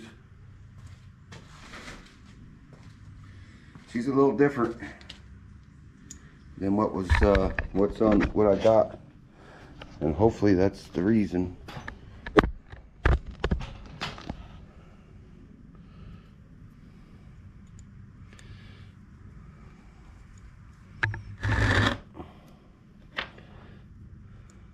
Get him out of there, come on. Come up off there. All right, let's see where to put that one.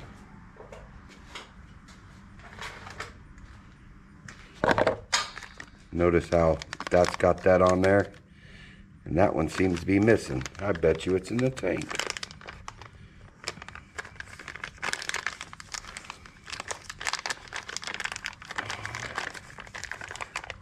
Come on. I got gas in my hands, stinks. Cool, it come with new bolts. I sit there and fought for new bolts to get the bolts out. And the washers for the bolts. They come with a new screen. But I bet you that thing is in the tank. And this goes on. So, hopefully, that's why it was overfueling. Because I did take that tank off to rebuild the engine. And yeah, so it could have fell off when I did that. I don't know. But it looks like the same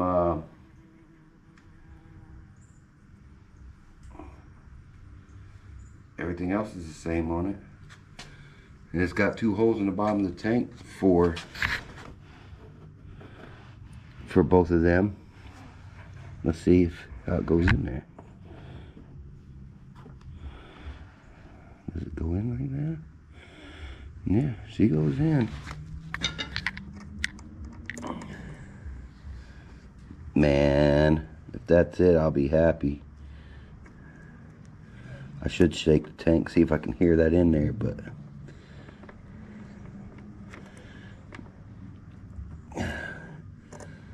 yeah, let me get that screwdriver.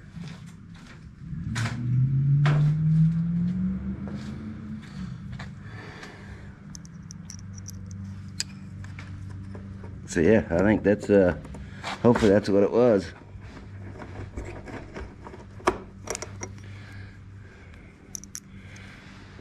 Let's just hope the O-ring seals and all that good stuff. I gotta get something so I can work on this a little bit. Let's put her back in the drill, see if we can get the drill to tighten it up enough.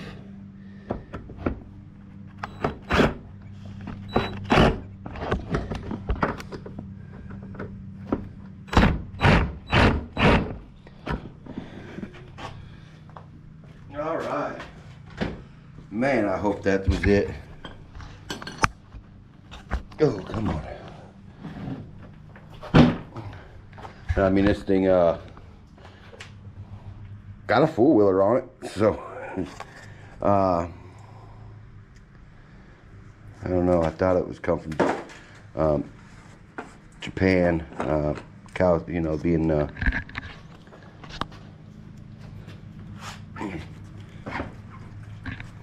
ooh, yeah, look, the fuel's coming out now. It wasn't coming out earlier with the other petcock on either.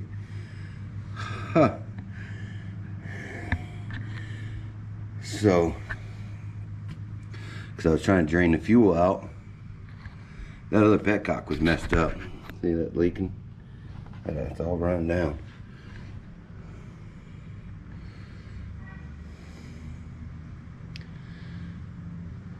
Man,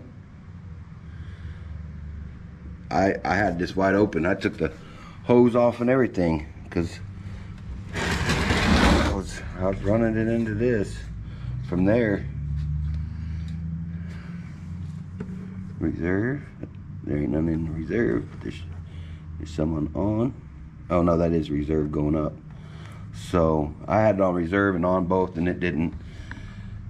There was no fuel coming up out of it.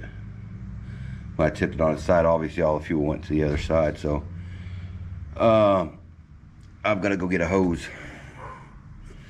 So I'm gonna go get a hose, and that's where.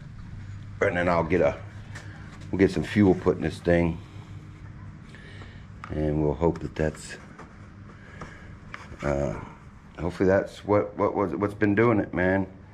I don't see anything else that could have been doing it, so we'll bring it back when I go get some fuel line. Alright, I'm back and got the fuel line hooked up. I didn't run the filter in it yet. And right here's the overflow. This tube right here.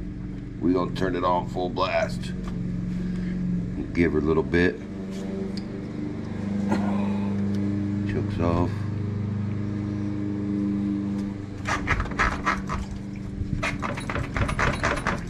Oh, I put it on reserve. That's full blast right there.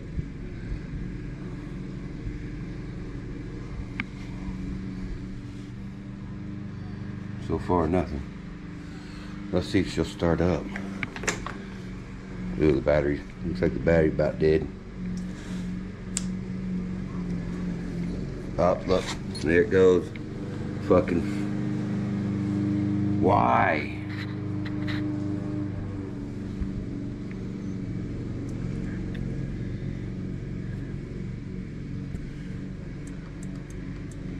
Yeah, their battery's dead too.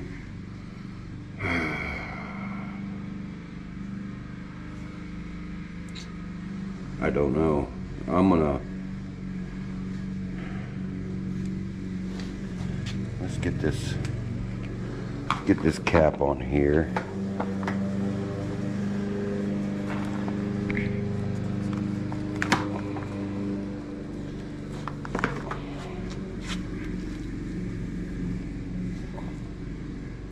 Yeah, there's, I mean, it just pours right out. Look at that.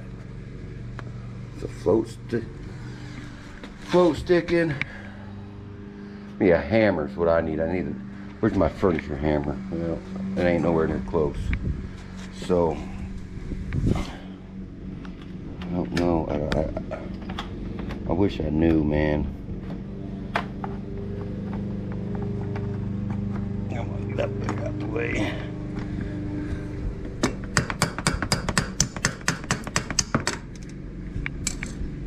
Heard something sound like it broke up off there.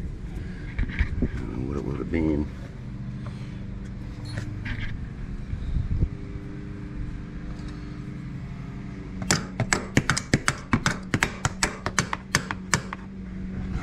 And it stops. Float sticking.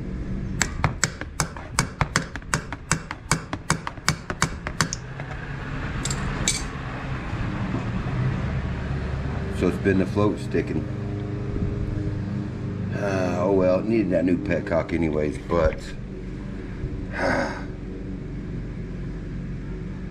I'm tired of taking these carburetors apart. This is one of the most frustrating four-wheelers I've ever freaking worked on in my life. It don't help that it's small, but alright, well, looks like we're taking a carb apart. Maybe. If this thing once it starts working, running, and all that, then I'll see if the float keeps sticking. If it keeps sticking, then we'll take it apart. If not, then we'll deal with it then. Alright, so I've got her fired up. It's fired up a couple little cranks. So if our nothing under it coming out of the fuel, I'm gonna take it for a little test rip and see what she does. And she fired up smooth. I'll be glad if this is all that's got to be done now. What the hell are you over, man? It won't even roll over a zip tie. Come on. This thing's been frustrating. Why is everything's getting in the way?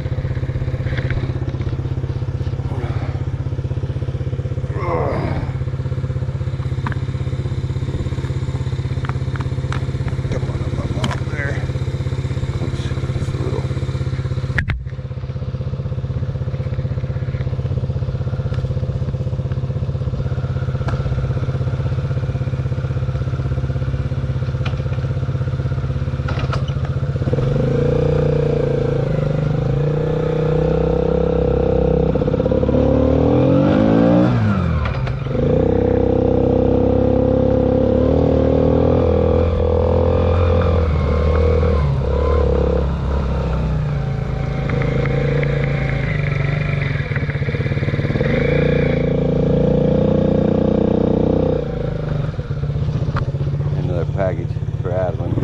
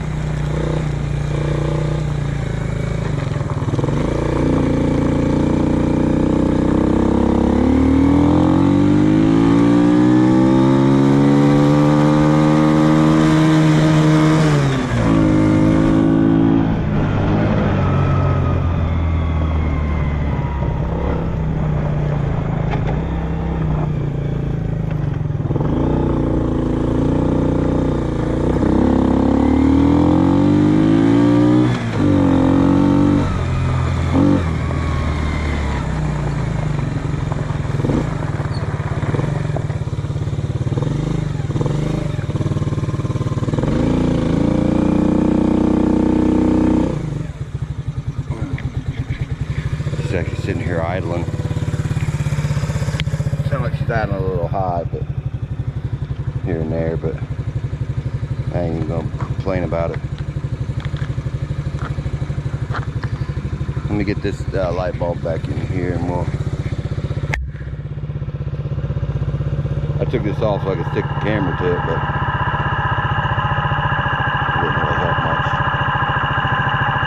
Except that bulb might be blew out by now.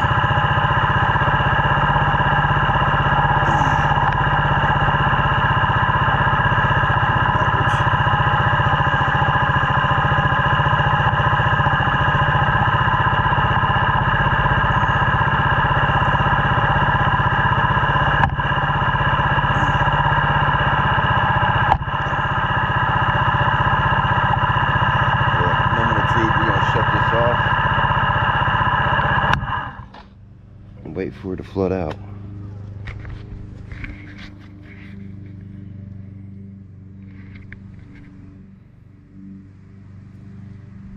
She's fully on. She ain't leaking. See, I know the first one wasn't stuck because I took it apart and adjusted the float level and everything. This one, I didn't adjust the float level. I didn't took it apart. So that's why I kind of figured, hey man, it's something to do with petcock. But obviously it didn't need change because I wasn't getting no fuel out of it, and that one piece was missing. So it looks like the problem might be solved.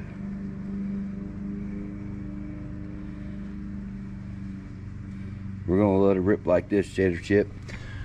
I need to find one of these now. And then after that, it needs to be washed off, and then I'll take a torch and heat all these plastics up, and it should bring a lot of that color back into it. And then we'll wipe her down with a bunch of WD-40, get her all looking good. It rides good with the new tires on it. I'm gonna cut that off. Hopefully it'll fit down in that hole. No, ain't gonna fit in that hole. I need to get a breather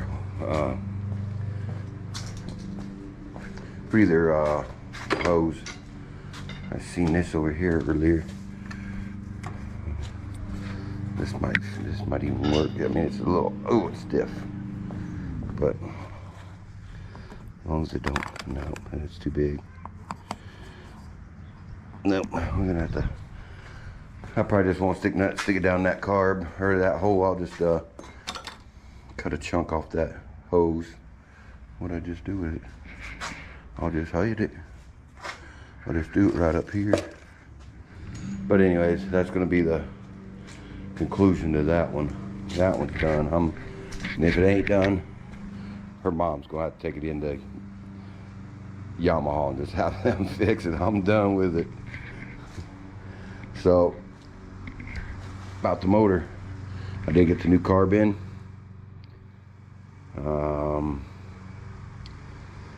So we got the new carb to put on. I've got the ground switch for this, which is just a wire, and it'll go into here, and it's a normally open switch. It's a temperature controlled switch. So at 180 degrees, the switch closes and will provide ground to the fan. That will complete the circuit. The fan will turn on all by itself. I got a thermostat. Let's see, I got the thermostat, that, and there was one other thing in that shipment that I got with that. What was it? Thermostat, that's what, I don't remember what it was, that sucks. And then I got the carburetor and a spacer. I went ahead and got a spacer. It's an elder broken looking knockoff carb. It was only like 190 bucks, but it's a 650 CFM 4-barrel. We're gonna try that out. I got my throttle for the thing, throttle lever. I got a timing light, air fuel ratio, gauge, sensor and gauge. It looks like they tried to get this out before, so we'll try to get that out, but I don't know, I don't know how well that's going to work with these. I'd like to have the exhaust together and then run that out here on the pipe out here, do a Y pipe over. What else was there? I got a new timing light. This timing light has no degrees or nothing on it where I can be on top dead center and read. I gotta do that.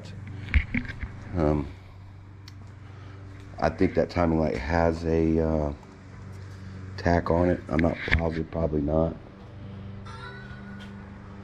I know there was a couple other things that I picked up for this, but anyways, four-wheeler's done to my standards. It's still not leaking. You dirty now. She's not leaking. Oh, maybe it is a little bit. Oh, is it? Yeah, look. There it goes. You dirty mother. Jesus Christ. Big fucking hammer.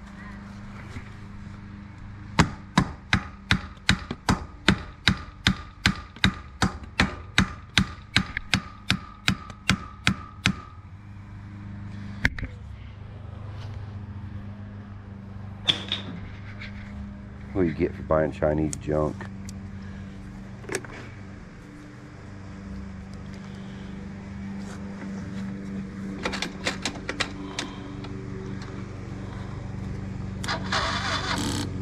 Yeah, our battery's gotta be charged up.